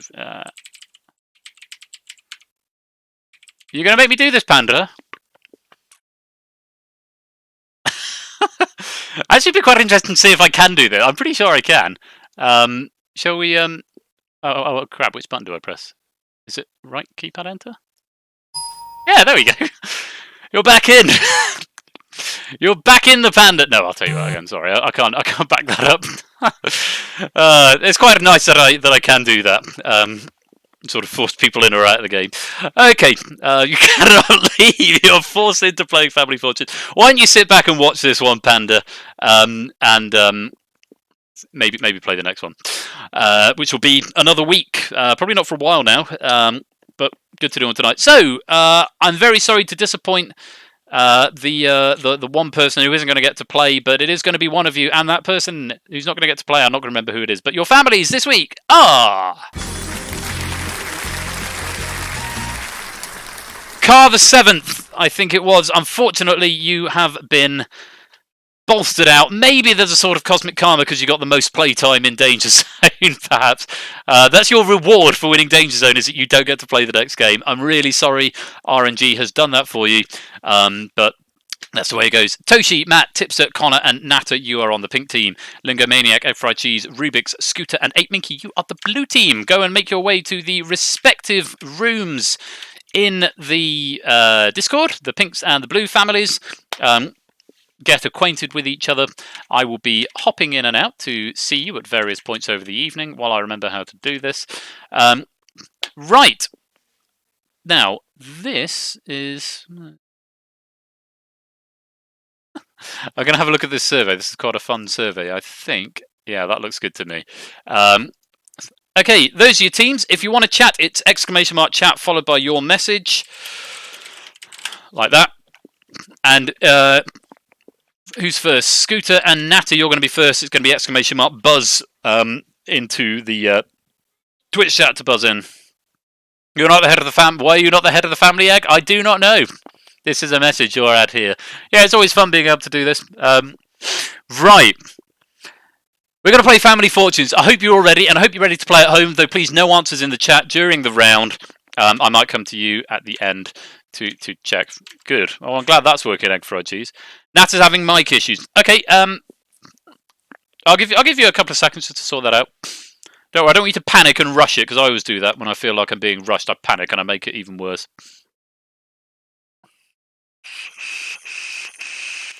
I'm going to have a quick vape. Let me go and see what's going on. Heard you. How are you getting on? Nat, are you with us yet? Yeah, I'm here. Hey, okay, right. Great. Fab. Right, I'll pop back to the room. Right, Natter's with us. So, we hope you're ready to play at home as we play Family Fortunes.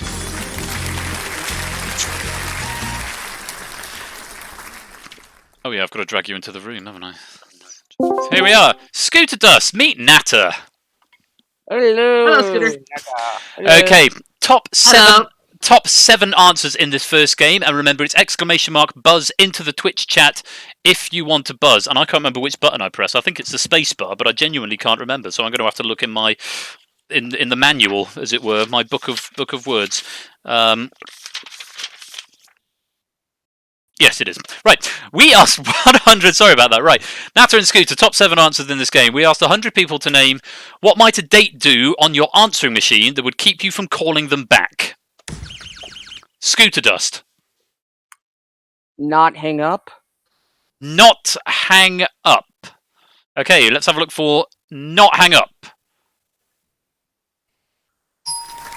Ramble on. I'm going to give you that because I've got a little bit of control over it. Not hang up, so ramble on. I'm going to let that. I think that's sort of more or less the same sentiment, but there is one higher answer available. Nather, can you find it? To keep them from coming back. A missed call. Okay, they may have on the answering machine. They may have missed the call. No, it's not there. So, Scooter Dust, what are you going to do? Play or pass? We'll play. You're going to play. Okay, rejoin your families. No conferring for Scooter Dust's family. Natu, go and rejoin your family and have a think of a few answers in case you get a chance to steal later on. Okay, I'm going to come and talk to the Blues. Good evening to the Blues. Hello, hello, hello. And 8 Minky, we are coming straight to you. How are you doing? I'm doing fine. How about yourself? I'm ticking along. The cabin fever's starting to set in just a little bit, but Yeah. I'm getting by, taking each day as it comes at a time. You're stateside, aren't you? Correct. Yep. Whereabouts? I'm in Wisconsin. Wisconsin. Okay, so you've not got it too bad. It's not sort of New York levels of. No, I know it's pretty bad in New York at the moment. Not nightmarish just yet, but we're keeping tabs on everything. Yeah, and Scooter's the one in New York, right? Sco, you're in New York. Oh my God. Well, say best wishes to you out there, and do stay safe. But yes, let's talk about that. 8 Minky, what do you reckon? Something that a date might do on their answering machine that would keep you from calling them back, or do on your answering machine rather, that would keep you from calling them back. Yeah. Well, I guess if you have a really low-end answering machine, you might not have got their number in the first place, so they didn't give you a number to call them back at. So I'll say they didn't give you the number. I don't know if that's a bit similar to what Natter over the way said, but maybe they didn't give you their number. No, good thought, but it's not there, so we lose a life on that one. Egg fried cheese. What do you think? A date, something that a date might do. What might a date do on your answering machine that would keep you from calling them back? Best guess at this point would say cry down the answering machine. Okay, they might have a good cry at you. Is this something you've ever done? No, but I've had it done to me. You had it done to you? Okay. Yes. Did you call them back? No, I didn't. It's not pleasant. It was my ex from like 6 years ago. Right. Yeah. Let's least said soonest mended, I think. Let's have a look for cry. Yes, it's there. Answer number 4.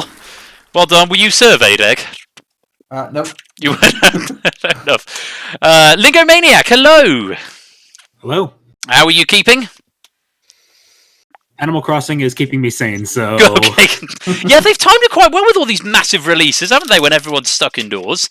There was Animal Crossing, there was Doom Eternal, and then there was Half-Life Alyx, and you got Resident Evil next month. So, yeah, it's a good time to be a staying in person. But nobody's got the money to buy them. Well, there is that, Egg. Yes, obviously you've got the money to buy them and a VR headset in the case of VR Alex. Lingomania, what do you think? What might a date do on your answering machine that would keep you from calling them back? They leave 1 million messages. Okay, they might leave too many messages. We're looking for too many messages. 2 lives have gone, so the pinks might get a chance to steal. Hello, Rubik's.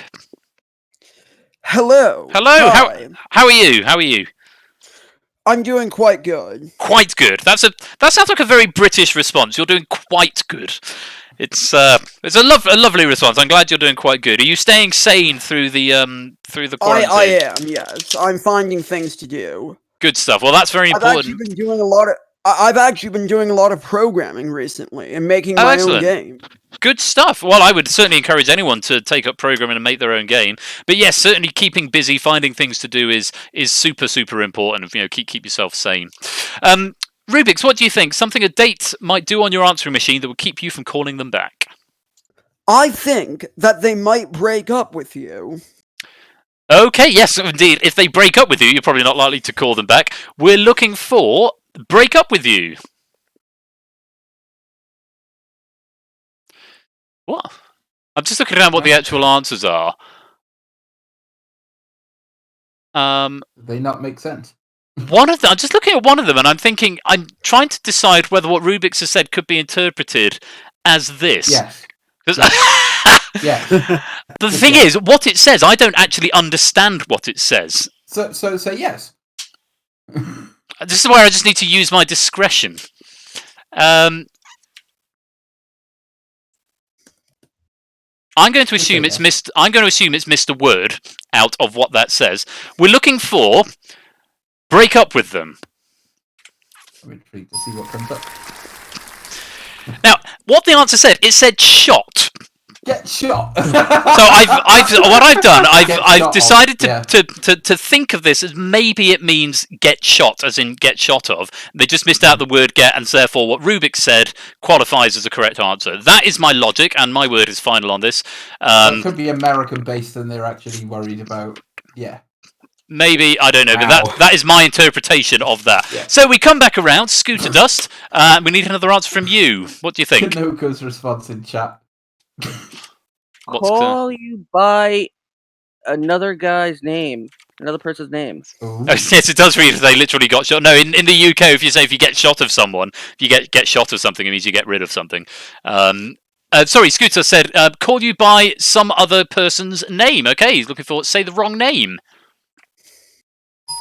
Yes, it's there. Answer number 6. You might call them the wrong name. I certainly wouldn't call anyone back who called me Steve or Mike or Dan or Ash, because that's not my name. Yeah. Okay, 8 Minky, coming back to you. What do you think? Oh man, I'm afraid it's gonna be too close to rambling almost, but I would say something like screaming at you. Okay, maybe they scream at you. No, it's not there, so we lose all 3 lives, and the Pinks get a chance to steal. Oh god, no. We're popping over to the Pinks to have a chat with you guys. We're going to come down the line, and then at the end, if we have got a majority consensus, I will take that answer. So even if someone's already said your answer, unless you've got a better one, you may say it again, and I will take the majority answer at the end. If there isn't one, I will ask you to come up with one. Tipster, what do you think? Sorry, could I get the question again, please? What might a date do on your answering machine that would keep you from calling them back? Be boring. Be boring? Okay, maybe that's a bit similar to ramble. Connor? Say I love you. Say I love you, Toshi? I second that. Say I love you. Say I love you, Matt? Give the wrong number back. Give the wrong number back, Natter. Few options there. Any thoughts of your own? I agree with Connor and Toshi there. I'll go with I love you. Okay, we're looking Saying I for love you. to steal the money. They might say, I love you. Yes, it's there. Well played. You've stolen the money in the bank, and you're off the mark. It was indeed the top answer. Wow. So yes, if you've been on one date with someone, you leave a message on their answer machine and you say "I love you." I think that's a little bit forward, personally. Yeah. But putting a Ted Mosby, indeed, Rubik's. Putting a bit of a Ted Mosby there. So missing answers there. Answer number 7. Sing. They might sing to you. And answer number 5 on something a date might do on your answering machine that will keep you from calling them back is beg for another date. Is there? Beg for a date. Oh no. I mean, how many of those have I done now? Oh, no. That's a question. there we go. That's a good Oh, question dear. that is a good question for another time, which I'm not going to answer in this forum. But we are going to go on though. We are going to go on to play round 2. Let's have a look and see if the survey works. I'm going to get rid of the question marks. We don't need it. Okay, that's quite cool. Okay, we have got Matt the Ref and 8 Minky playing round 2. Let's play on round 2.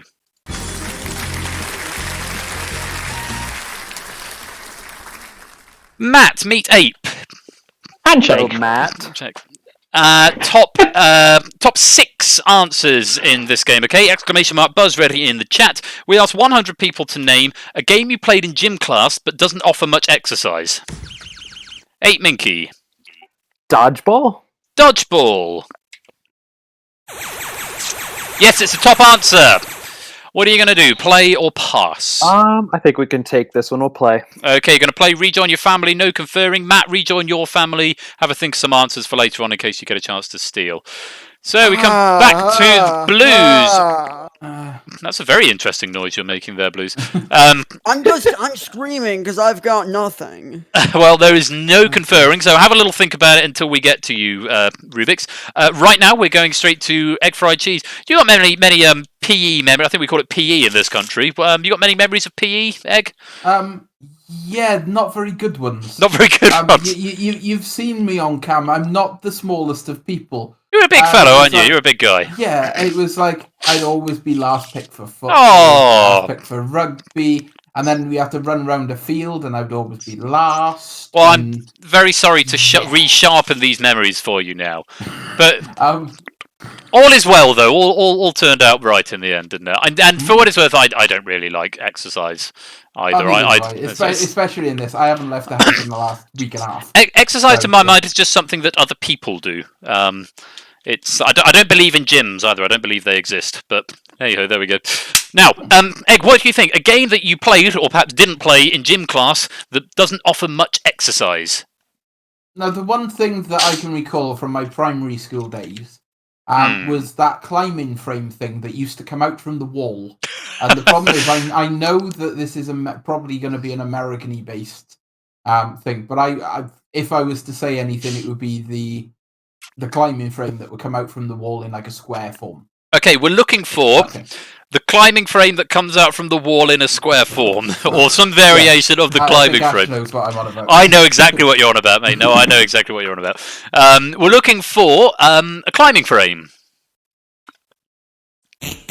Good thought, but it's not there. It's more of an activity rather than a game, I think. Lingomaniac, what do you think? Lingo? I'm thinking. I was having a think. Thinking baseball. Okay, we're looking for baseball. 2 lives have gone, so the Pinks again might get a chance to steal. I think baseball gives quite a lot of exercise. But maybe not if you just stood out in the outfield, I guess. Rubik's, what do you reckon? Well, I'm going to go with table tennis / ping pong. Okay, maybe if you played in gym class, you played a little bit of ping pong or table tennis. Yes, you've saved that last life, ping pong. Answer number 5. Well played, Rubik's. Ping pong, true story, is a brand name. Table tennis is the name of the sport. Ping pong is actually a brand name, and it used to be called Whiff Waff. It was one of the few sports in school I wasn't that bad at, but we didn't do it enough. No, I don't remember doing it in PE. It was always running around the field normally. But there it is. If it was really bad weather, it's like, oh, get the table tennis. We'll get the table tennis out. That'll be fine. Scooter Dust, we come back to you. What do you think? A game you played in gym class that doesn't offer much exercise. All right, I'm going to go really young here. I'm going to say Duck, Duck, Goose. Okay, maybe. We were playing Duck, Duck, Goose in PE. We used to play that at like birthday parties and stuff in this country. We're looking for Duck, Duck, Goose.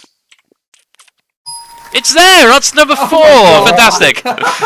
Nice, so still save that last life. 8 Minky, coming around to you. Ooh. The tipster says, are you listening to our conferring? 8 Minky, I can assure you they're not. I'm sure they're not. 8 Minky, what do you reckon? Ooh. I think I'm going to go with a similar thing of the younger crowd and go for hide and seek. Okay, maybe you play a little bit of hide and seek. No, so we lose all 3 lives on that. Remember playing hide and seek one time? We couldn't find my brother for like 2 hours. It turned out we'd actually just left him in the car.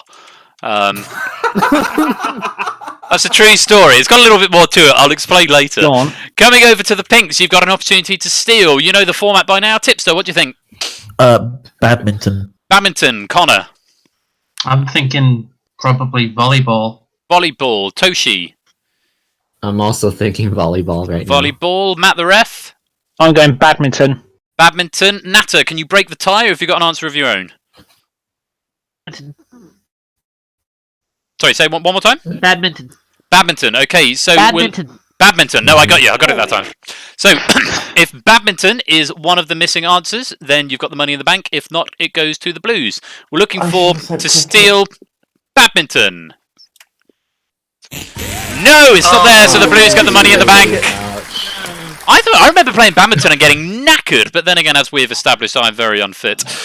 Going over to the Blues. Congratulations, Blues. You've got the money in the bank. They were not able to steal. Can I say is tag up there?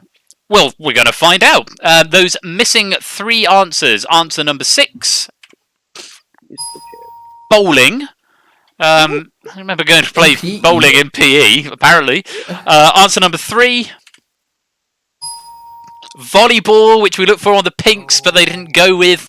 And answer number 2 on a game that you play in gym class but doesn't offer much exercise is... Tag. It is tag. Well done, Egg. Yes, it would have been good if you'd got there before. So, at the end of round 2, the Blues are on 64, the Pinks are on 51, nice and tight. We're going to move on to round 3.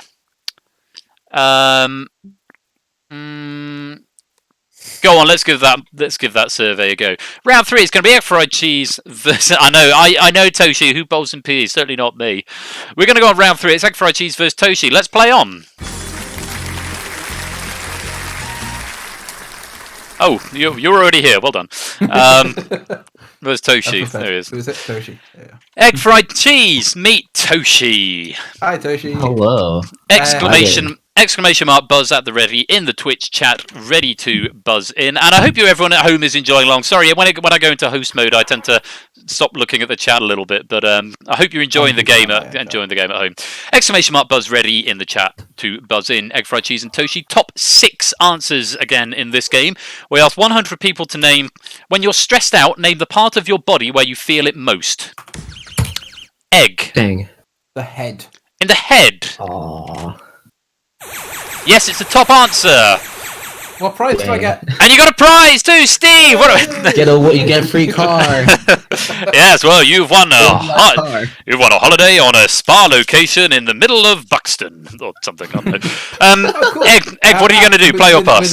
With all this lockdown. Is it okay if I just go back to my team and just ask? Yes, of course, you can confer with the team. I will come with you to make sure you're not conferring answers. Play or pass? What do we think, guys? We could probably play this. Yeah, we can play this. Yeah, I've got a few ideas. Okay, you're going to play? Go for it. Fab. Pinks are electing to play, so think of some answers in case you get a chance to steal later on. Okay, no conferring Blues if you're going to play. And we're going to move down the line onto Lingo Maniac. What do you think? When you're stressed out, name a part of the body where you feel it the most. The neck. Okay, we've had a look for the head. Now we're looking for the neck. Yes, there it is. Answer number 2. Rubik's. I'm going to guess the bag. In the back. So we're just moving around the body now. We've got head and the neck. And now maybe you feel it in the back. Yes, answer number 3. We're halfway there and we still got all 3 lives intact. Scooter Dust, do you get stressed out much? Oh, very. Very stressed. Where do you tend to feel it most when you get stressed out? Part of the body you feel it when you're stressed out? My legs. Okay, maybe you feel it if you're stressed out in the legs. No, good answer, but it's not there. 8 Minky. I think it's distinct enough from the head that I can say the eyes. Okay, maybe in the eyes. Yes, you might feel like you've got bags under them or they're sort of very tired. We're looking for the eyes. No, 2 lives have gone. The pinks might get a chance to steal. Egg fried cheese. The shoulders. Okay, we've had the head, the neck, the back. We're now looking for the shoulders. Yes! You get a lot of tension in your shoulders, need it massaging out. Answer number 4. 2 answers to find, but we've only got 1 life to do it. Lingomaniac, can you find it? And then you're stressed out, name a part of the body where you feel it most. I think it's a thing that if you're stressed out, your hands start shaking. So I'm going to say hands. Okay, maybe you get something of the shakes and you feel it in your hands. No, 3 lives have gone. So the pinks are going to get a chance to steal. We're good, Pinks, we're good.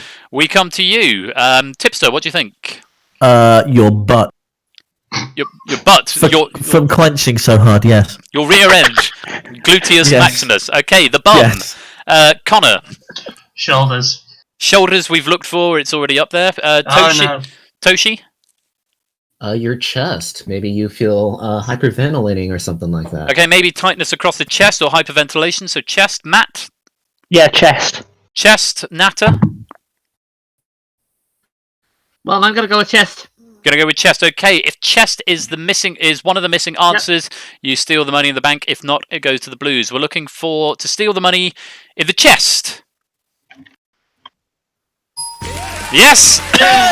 Only 2 people said it, but it's enough to steal the money, and you're up to 142, letting the blues do all the work and stealing it away at the end again.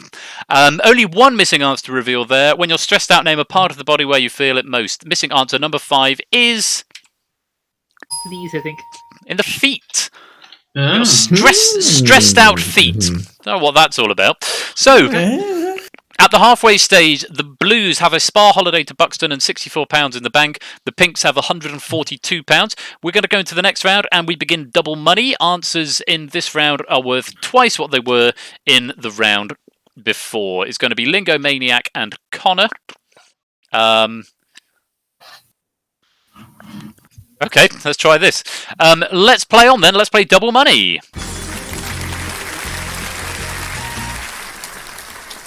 Where's my voice channel gone? It's up there. Why is it up there? Egg, are you moving my voice channels around? We'll go into stream in public. Lingomaniac we've got, and I need Persephone bot. Lingomaniac, meet Connor. Handshake. Top 5 answers in this game. Exclamation mark buzz in the chat if you want to buzz in, and remember it's double money for your family, but your own individual scores remain the same. Top 5 answers. We asked 100 people to name something you'd find in a boys' high school gym locker room. Connor. Lockers. Lockers. It's there, answer number 3, but there are 2 more popular answers. Lingomaniac, can you find one of them? Underwear. Okay, you're looking for underwear. No, underwear is not there. I think most people tend to keep their underwear on, don't they? If they're in high school, certainly. I don't know. Maybe not. But certainly when I was in high school, our pants very much stayed on. So Connor, you've got control of the board. What are you going to do? Play or pass? I think we'll play this one. You're going to play. Okay, rejoin your family. No conferring. And Lingomaniac, go and have a think of some answers in case you get a chance to steal later on. We're playing. I get to come and have a chat with the All Pinks right. then. Hello, the Pinks. Hello. Oh, excuse me. Hello. Tipster, how are you, sir? I'm coping. It's Coping? been one heck of a week, hasn't it? It really has. Really has. Have you been presumably just self-isolated? Because you're in the middle of a house move, aren't you? Well, no, I just moved house before all of this started, and well, yeah, we were expecting some work to be done, and obviously it's not going to get done now, but that's fine. It's copable, but not self-isolating because I'm still at work. Oh, you're still working. Yeah. But what do you do again? Remind me. So I am a customer service assistant and librarian. So I'm mainly helping people with benefits, food parcels, that kind of stuff right. at the moment. So you're one of these designated key workers. Well, do stay safe out there, and good on you for the work you're doing, because that's really thankless work, but really worthwhile stuff. Tipster, what do you reckon? Something you'd find in a boys' high school gym locker room? Showers. Okay, you might find some showers. Good thought, but it's Oh. not there. I remember the changing rooms when we were in high school. There were lockers that were never. Sorry, there were showers that were never ever used. Everyone just avoided the shower. You showered with deodorant back then. Yep. that was the thing that was done. Natter, what do you think? Something you'd find in a boys' high school gym locker room? Benches. One more time. Benches. Benches. Okay, maybe benches. Yeah, benches. I got you that time. Maybe benches. Good thought, but it's not there. The Blues might get a chance to steal. Matt, you must have been in a few locker rooms in your time with your sporting background. That came out wrong. That didn't sound quite as right as I said it out loud, actually. Oh, wow. Wow. I will not deny those allegations. That's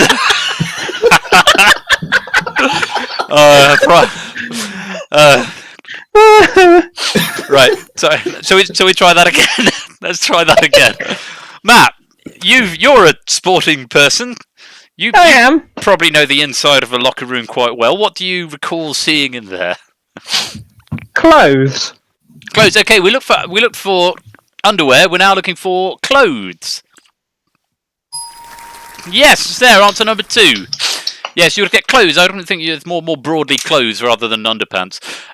Toshi, we come to yourself. What do you reckon? Ben. How you doing? I'm very well, sir. And yourself? Good. Just turned 21 and now I'm enjoying a bottle of Sapporo premium beer. Many happy returns. Congratulations. 21. Thank you. I was 21 when I was your age. Milestone. It was it's sort of I found it to be. I mean, for me, I don't know if it's the difference between the UK and maybe elsewhere in the world, but I always found 18 was the big one for me, and 21 was a sort of not quite well, it was a sort of non-event, but I don't know if it's celebrated differently. It used to be, I think, a massive thing, but of course it's the legal drinking age I know in the States. Whereas over here it's 18, so maybe that's got something to do with it. But many happy returns on turning 21, and I hope your beer is going down quite well. a milestone. How about that? Yeah, absolutely. Well, congratulations, and thank you for joining us. Your birthday weekend. Yep. Toshi, what do you think? Something you'd find in a boys' high school gym locker room?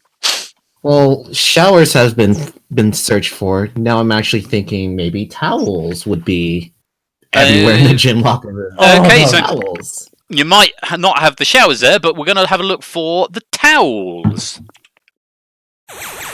Yes, it's the top answer. And you got a prize as well. Steve, what have we got?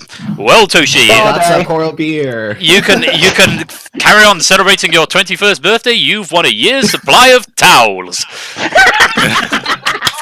Cool. I'll need that for when I go to the arcade playing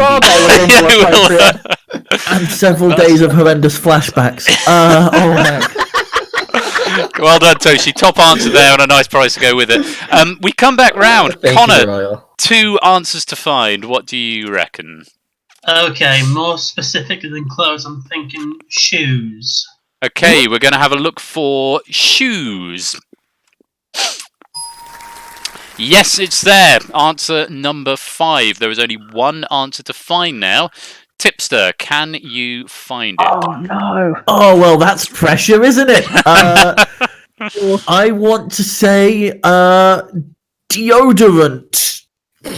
We're looking for a clean sweep of the board. We're looking for deodorant. No, it's not there, so we lose our last life. And the Blues get a chance to steal. Blues, you've got a chance to steal. Hopefully you've come up with some answers. I'm going to work my way down the line, and if you have a unanimous or a majority answer, I will go with that at the end. If not, I will ask you to come up with a consensus. Rubik's, what do you think? I don't know. I can't think of any. Nothing? Okay, Sorry. That's all right. Lingomaniac? I would say people. People. Egg fried cheese? I was sort of thinking people, but like sports equipment as an alternative. So Okay, sports equipment. Sports equipment, 8 Minky? Oh, the creepy coach. The creepy coach, maybe. Scooter Duffs, 3 answers there. Have you got one of your own, or are you going to go with one of those? I've got an answer of my own, but somehow I don't think that would be there. I'm gonna go with the majority here and I say People. people. You're going to make a majority and go, so it's sort of 2.5 people is going for people. We're looking for, to steal the money, people. No, it's not there, so the pinks get the money in the bank. Oh! And you're up to 296. Not quite enough. You've just survived there. You couldn't find the missing answer, but neither could the blues. Was it bags? And you're £4 away from playing big money, but you're not there yet. Oh, Before we do that, We're, we've got to find that missing answer. The missing It's answer, bags. number We're 4, guessing on it's something you'd bags. find in a boys' high school gym locker room is jock straps, apparently. Oh, hang on, that's underwear. No, it's not. Jockstrap is different from underwear. I'm not counting that as the same thing. Oh, Okay. where's the referee when you need one? I'm counting that as separate enough from. What? That is what 100 people said. That is jockstraps. What even? Oh, Jockstraps are a form of underwear. Well, I mean, if that is the case, then that would mean that the pinks got the money for jockstraps as well and would have cleared the board, if indeed we are in agreement that jockstraps is there, because they got it on the opening from Lingo Maniac, which means they would have cleared the board and they would have had an additional 26 points and actually would be playing big money now. So I'm going to defer to people who aren't involved in the game. So I'm going to get the consensus of... we need a poll. We need a poll opened up. No, because that could involve... I'm going to ask Score Count and Ash the Bash, because neither of them are in the game, and I'm going to ask them to message me privately, and if they think that jockstraps, that I've made an error there, and that jockstraps should count as underwear. If you want to message me in DM, guys, Score Count and Ash, because you're impartial in this, because you're not in the game. It does look like a lot of people do seem to be suggesting that. Okay, so... And if I am the third person then, so Ash, Score, and myself maybe, and then Ash has given me the definition of it as well. Thanks for that. Okay.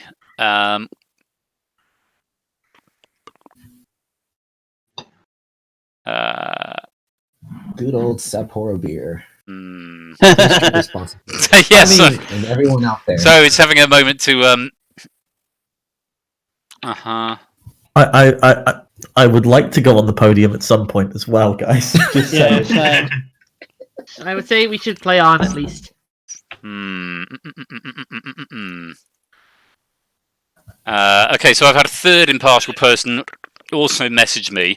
So if I take those answers as a that is a it's two people saying they think that underwear should have counted as a correct answer, and one person saying it's okay for me to rule that it's too vague. I actually think, if I'm completely honest, I misread that, and I didn't necessarily think jockstraps was anything necessarily to do with underwear. So, based on that, here is my ruling. My ruling is that the Blues got the points for jockstraps on the board, but because lockers was the higher answer, the Pinks still would have played, but it does mean the Pinks would have cleared the board and would have won for big money. So my ruling is, and let me finish before everyone starts shouting, the ruling is the Pinks have won officially as of Game 4. However, I am going to let Game 5 play out, but I will fix it in such a way towards the end that means the Pinks get the money and the Pinks go through to big money. That might happen anyway. And I know that's a bit of a bummer, and I'm really sorry that I've messed that one up. But we're still going to play the game. It will still be fun, but it does mean the Pinks are officially the winners at this point. Yeah, I think in fairness, I think that's probably the fairest way to do it, and yeah, I understand why that one sort of slipped through the net. Yeah, I can't. I can't actually wind back and undo it, and actually, because if I had counted it, then the Pinks would have won out and out. So actually, rewinding it is kind of unfair against the Pinks. Even if I could replay the entire round, which I can't. We would have been on 322 if my math serves me correctly. You would indeed. So I can actually manufacture that, so you're at that towards the end anyway. through the magic of controlling the code. But we want Rubik's and Tipster to have a go on the podium, so I'm going to let them do that. So Rubik's and Tipster, do come and join me on the podium as we play on round 5. Stop the beat. You can't stop the... It really does sound like that, doesn't it? Right. Rubik's meet Tipster.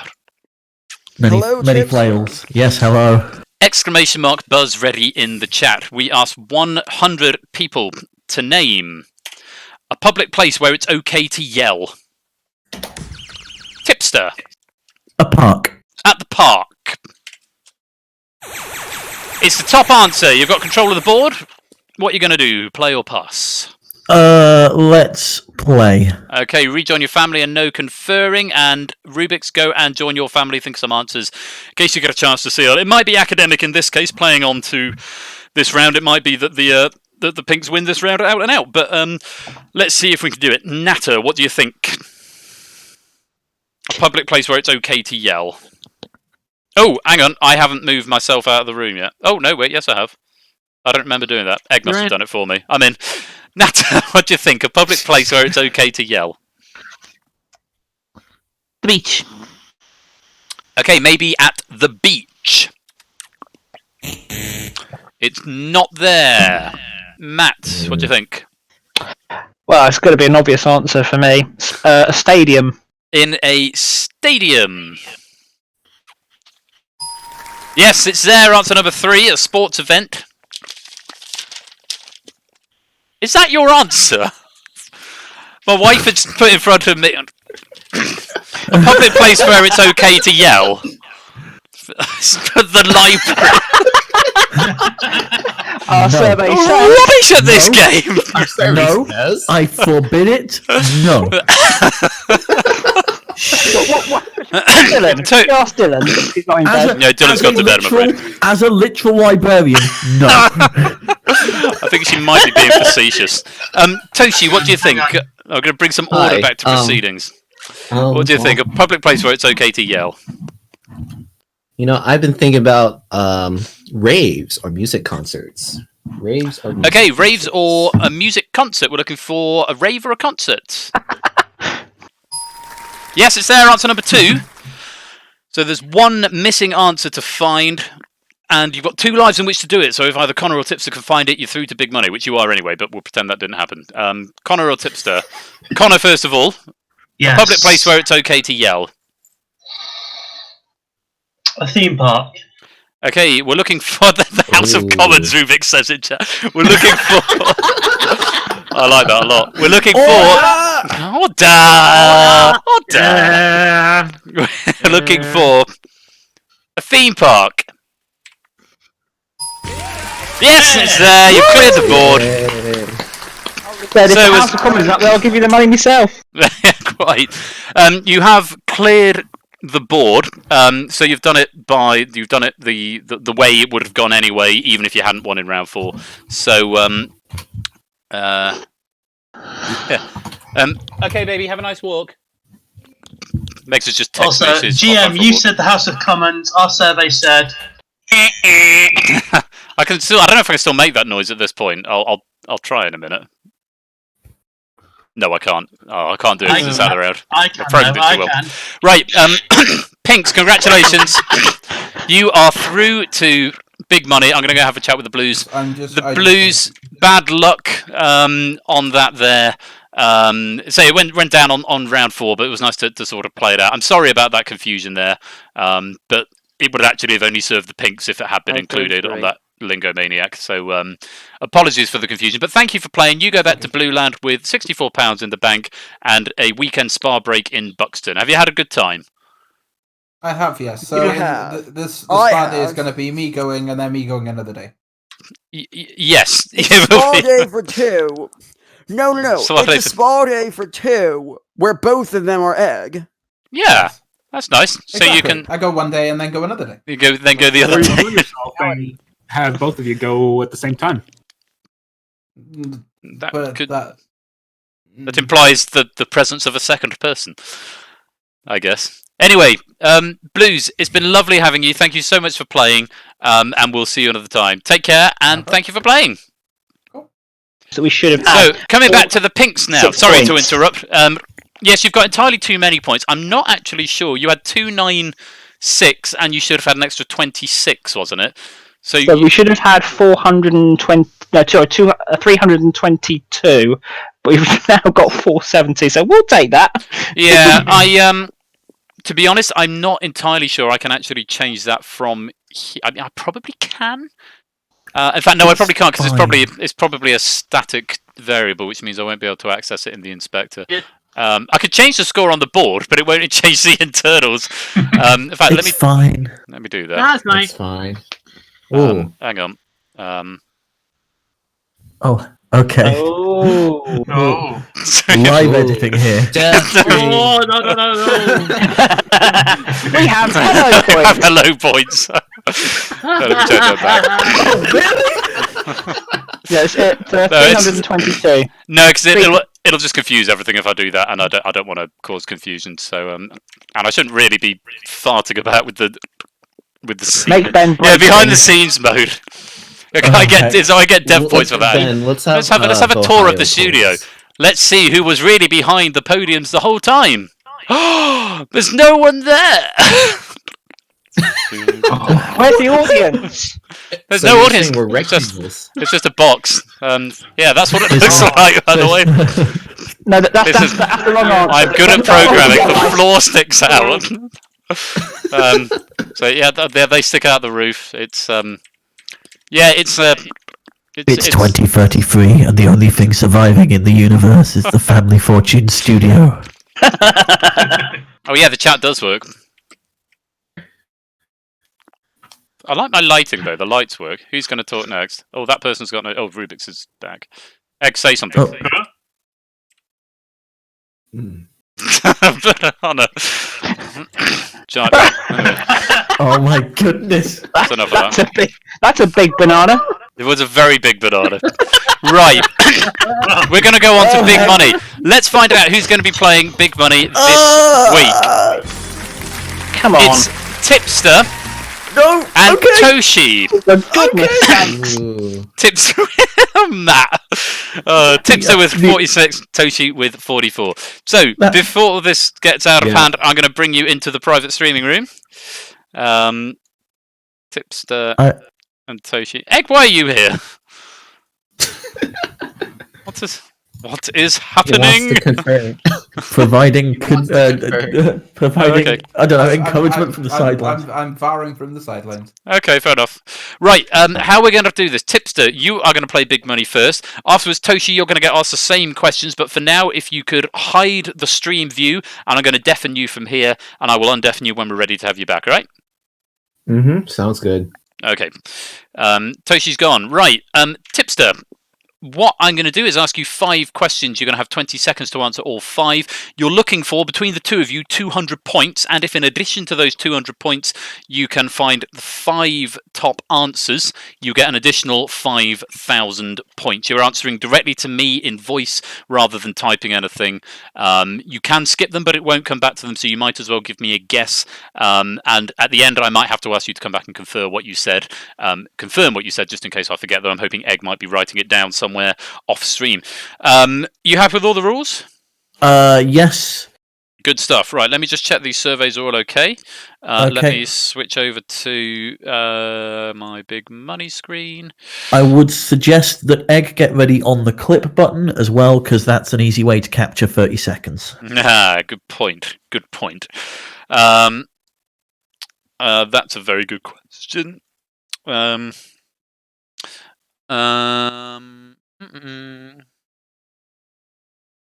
Yep.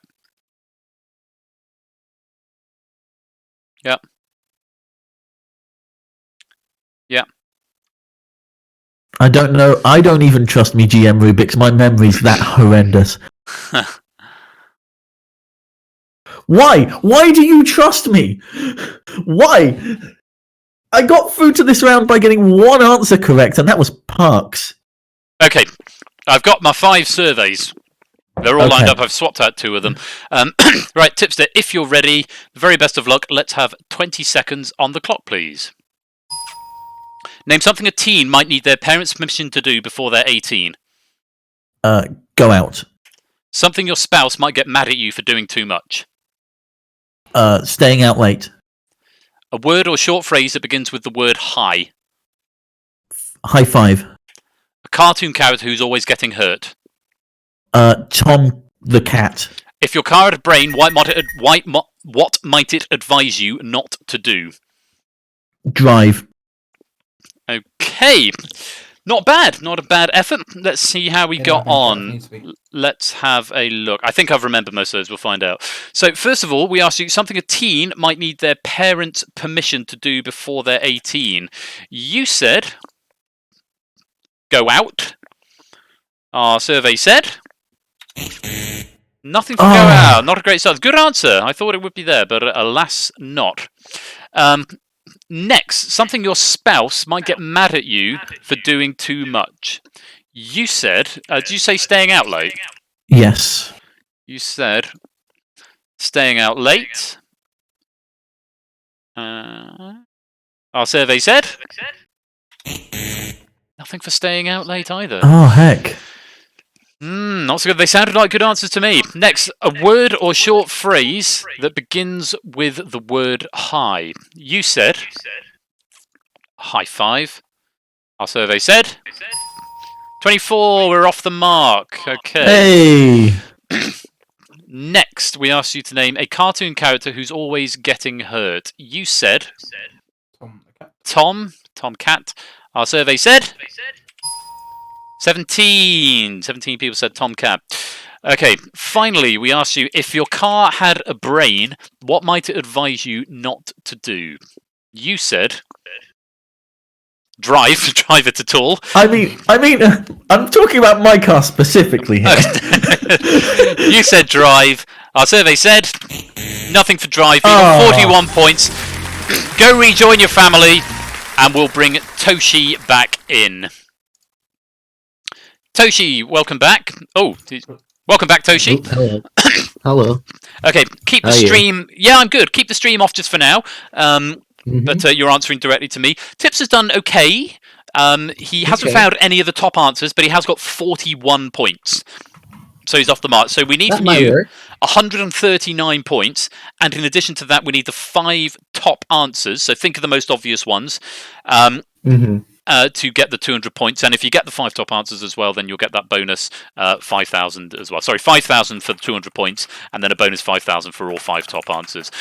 If you duplicate any of the answers that we've already had from Tipster, you will hear this sound, and I'll ask you for another. There is a reminder for the viewers at home of the answers we've already had from Tipster. You get an extra 5 seconds, but it's the same questions, and again, you'll hear this sound if you repeat any, and I will ask you for another. Reminder at home for the viewers. Sure. And are you happy with all the rules? I'm very happy with the rules. Fantastic. In which case, let's have 25 seconds on the clock, please. Good luck. Thank you. Name something a teen might need their parents' permission to do before they're 18. Go out. Another. Get a driver's license. Something your spouse might get mad at you for doing too much. Chatting. A word or short phrase that begins with the word hi. School. A cartoon character who's always getting hurt. The coyote. If your car had a brain, what might it advise you not to do? Don't crash. Okay. Don't crash. Right. Toshi. Let's see how we got on. You can now turn the stream back on and have a look for the answers that Tipster gave. It's all right. I'll remember it. Also as well, if you can check your DMs eventually. Oh yeah. Am I in trouble?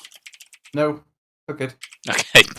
First of all, Toshi, we asked you to name something a teen might need their parents' permission to do before they're 18. We need all of these to flash to be in for the bonus points, but otherwise we need 200 points. Should we join with the whole family? Oh, yes, you're right. We should go and join with the whole family. Good call. Whole family, we're coming back.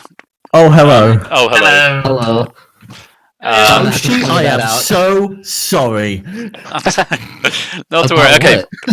So, first of all, Toshi, we asked you something a teen might need their parents' permission to do before they turn 18. You said get a driver's in this case, or driver's license. You said driver's license. Our survey said It's the top answer, 52. We're still on track. 52? We're still on track. I would have said drink. I could assure you was the that top this answer. is pretty common in driver's ed in my high school. Yeah, I think it might be an American thing. Next up, Yeah, Toshi, we probably. ask you to name something your spouse might get mad at you for doing too much. You said talking or chatting. Mm-hmm. Our survey said top answer, 27. Oh. We got 120. We need 80. Next, we ask you to name a thing or a short phrase that begins with the word hi. You said high school. Our survey said Because why not? 30. Come on, Toshi. Come on, Toshi. Shoot the moon. We're at 150. I hope. We need 50 from these last two. Come on, Toshi. You don't. Come on. Next. I hope so, guys. We ask you to name a cartoon character that's always getting hurt. You said Wile E. Coyote.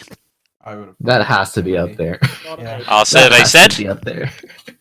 it's the top answer, 44. Oh, man. Ash, Five in a row? Sorry, mate. 5 in a One row? more. You need 6 to get the 5,000 points, but we need it. We need it to flash to get the 10,000 Come points. on. We asked you if your car had a brain, what would it advise you not to do? This would have been what I would have said. You said crash. If crash is worth 6 or Don't more, crash. Come on, Toshi. then you Come have on. 5,000 points. And if in addition to that, if it's the top answer, then you've got the bonus 5,000 as well. If this is worth 5, I'm going to lose my marbles. If crash is not the top one, We're I'll listening. be crashing We're listening right out. We're listening out for the squealing siren of the top answer. We don't Everybody want. huddle. Come on. We don't Bring it want. in, bring it We in, don't bring it want to in. hear the ping. You said crash. Our survey said 34. It's got you the 5,000, but it's not the top answer. The top answer speed. Drink. The top answer Don't speed. was speed, and was worth 44. You were I mean, one I agree, answer it's away. not the best movie in the world, but No. You've oh guys, I want to say commiserations because you were one answer away. One answer did I away say from the drive? 5,000 points. why did I say drive? But at the same time, you've still got the flashing lights. You've got the 200 points, so you're going to get the £5,000. We're going to add that to the 470 that you won earlier on, which gives you a pink family fortune this week of apparently 5,926. Yeah, How because does- it doubles the score. Because you've doubled the score. Yeah, because 470 times 2 is 926, isn't it? Did you change it? No. It's so you've added on. That's 468. You double the score from the final round, and then you add on the 5,000, don't you? Oh yes, no, yes, that's right. I doubled it because yes, you got 220 something points. So 470 Yeah. plus. Yeah, I can't even remember how the game works. I wrote the bloody thing. 200, so 228 or something is doubled. Add the 470, add the 5,000 Yeah. for a pink family fortune of 5,926. So close. So close, Pinks, but a fantastic effort and a great result, 5,926 right there. Just over a grand each. I'm happy with that. Yeah. Are we going to play the Sting first? A grand for saying the word no, I think parks. I think we should do that. I think we should do your suggestion first, Do Egg. first? Okay. Okay. Yeah. So just before we go to the everybody sting, I'm going to hand over to Egg. You go. Cool. So, as of what Toshi mentioned in stream earlier on, I want everybody to join in chat while we all wish Toshi the following. Oh, thank to you. Happy birthday Thank you, to Dad. you. Where's my glass? Happy I'm birthday, holding my dear step forward, you guys can see Toshi. Happy birthday. What version of Happy Birthday is that, Egg? I have no idea, but it's the Capella. I mean, it's version, fitting the when best I have my Sapporo beer. Ah, nice. So it all one. times out well. Toshi. Many Thank happy you, thank returns. you. What a nice way to end the Treasure, stream. you need to have a beer next time you play Family Fortunes. Yeah. Apparently would so. help. I guess a Sapporo beer is the weapon of getting at least 4 in a row. Yeah. Well, look, Wow. guys, thank you very much for Thank playing. you. We're going to go to the credits, and remember, if you want to check out your position on the overall leaderboard, ! Rank into the chat, or ! Score to see your overall personal score. The pinks have been Yeah, great. I'm sick. We'll see you next time. Yeah. Thanks for watching. Also, Bye. drink Wave, responsibly, everyone. guys. Don't forget to wave. Wait. Drink responsibly. I drink responsibly, yes. No, wait responsibly. Crash responsibly. Everybody wave responsibly.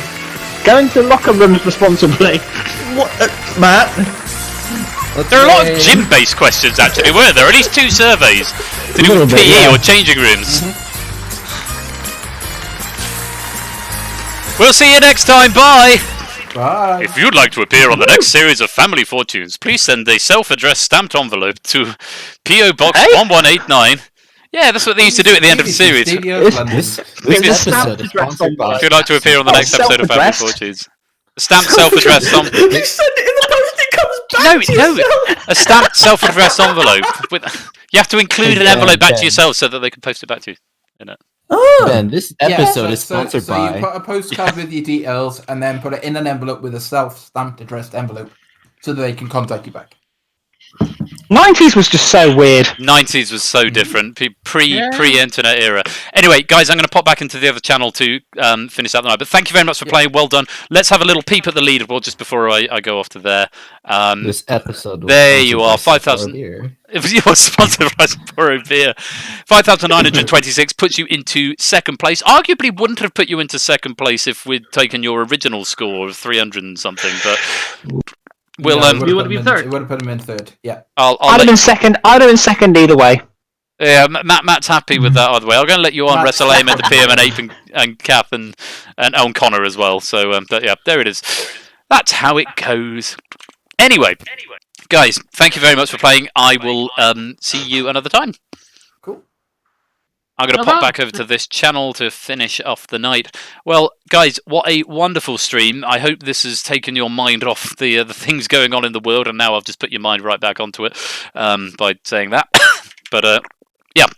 Anyway, I've had a great time. Congratulations again to Car the 7th for winning Danger Zone earlier tonight. Well done to our family there, the Pink family, on 5,926. A great score. Sorry about the jockstrap confusion. That one's on me.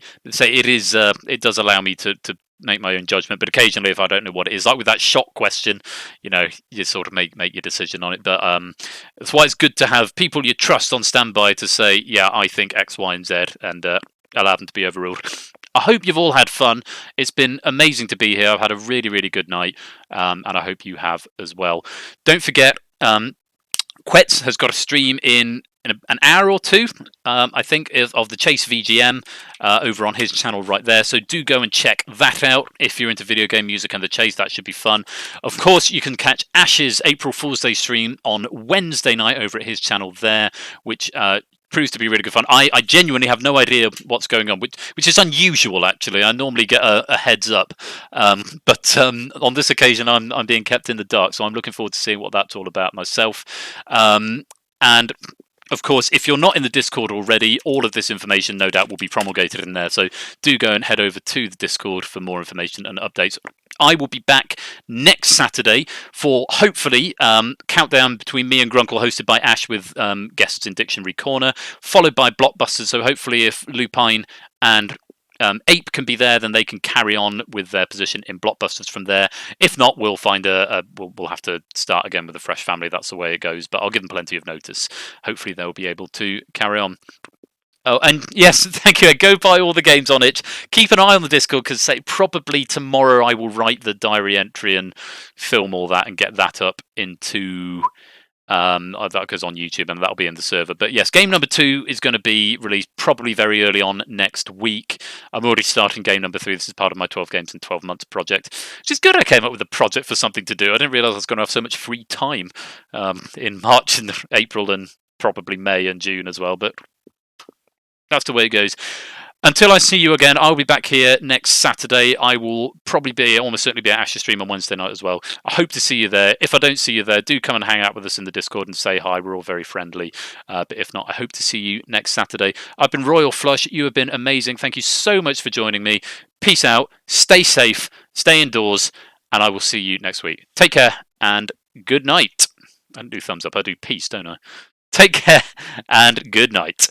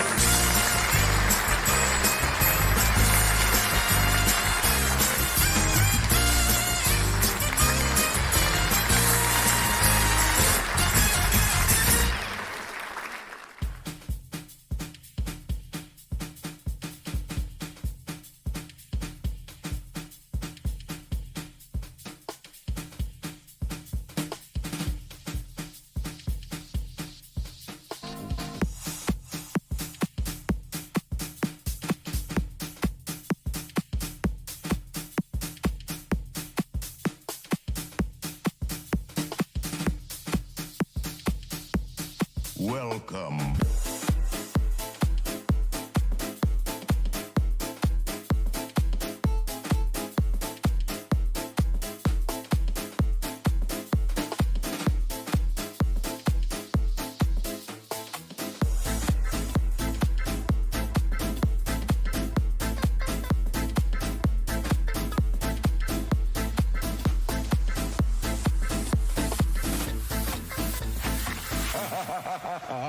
The cryptos creak and the tombstones quake.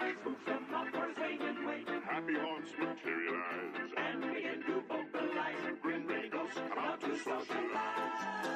Now don't close your eyes and don't try to hide. For a silly spook, place it by your side. Shrouded in your darkest eyes.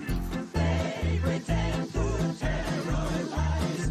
Grim gray ghosts come out to socialize.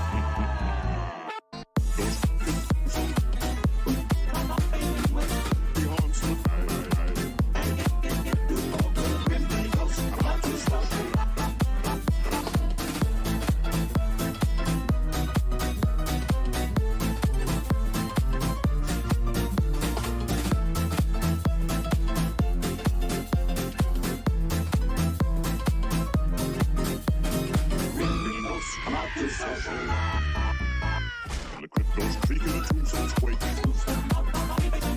Happy haunts materialize. And begin to vocalize. Grim ghosts come out to socialize.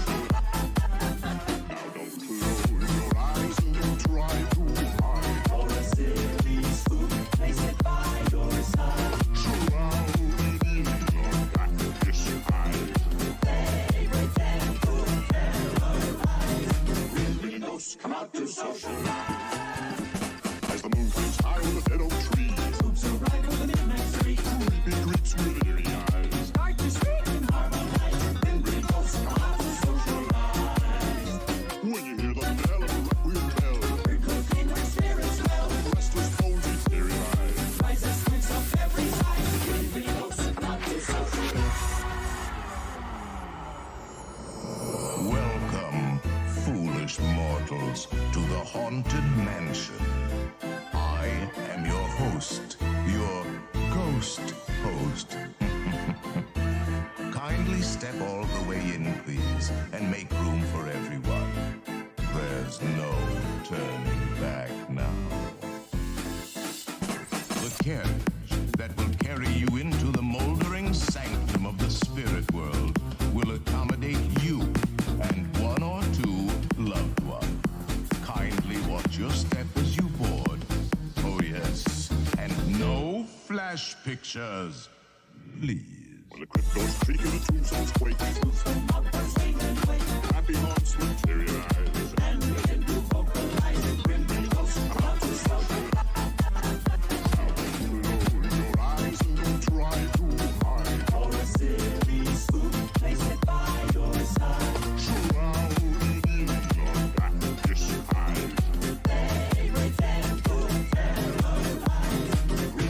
house, come out to socialize. The moon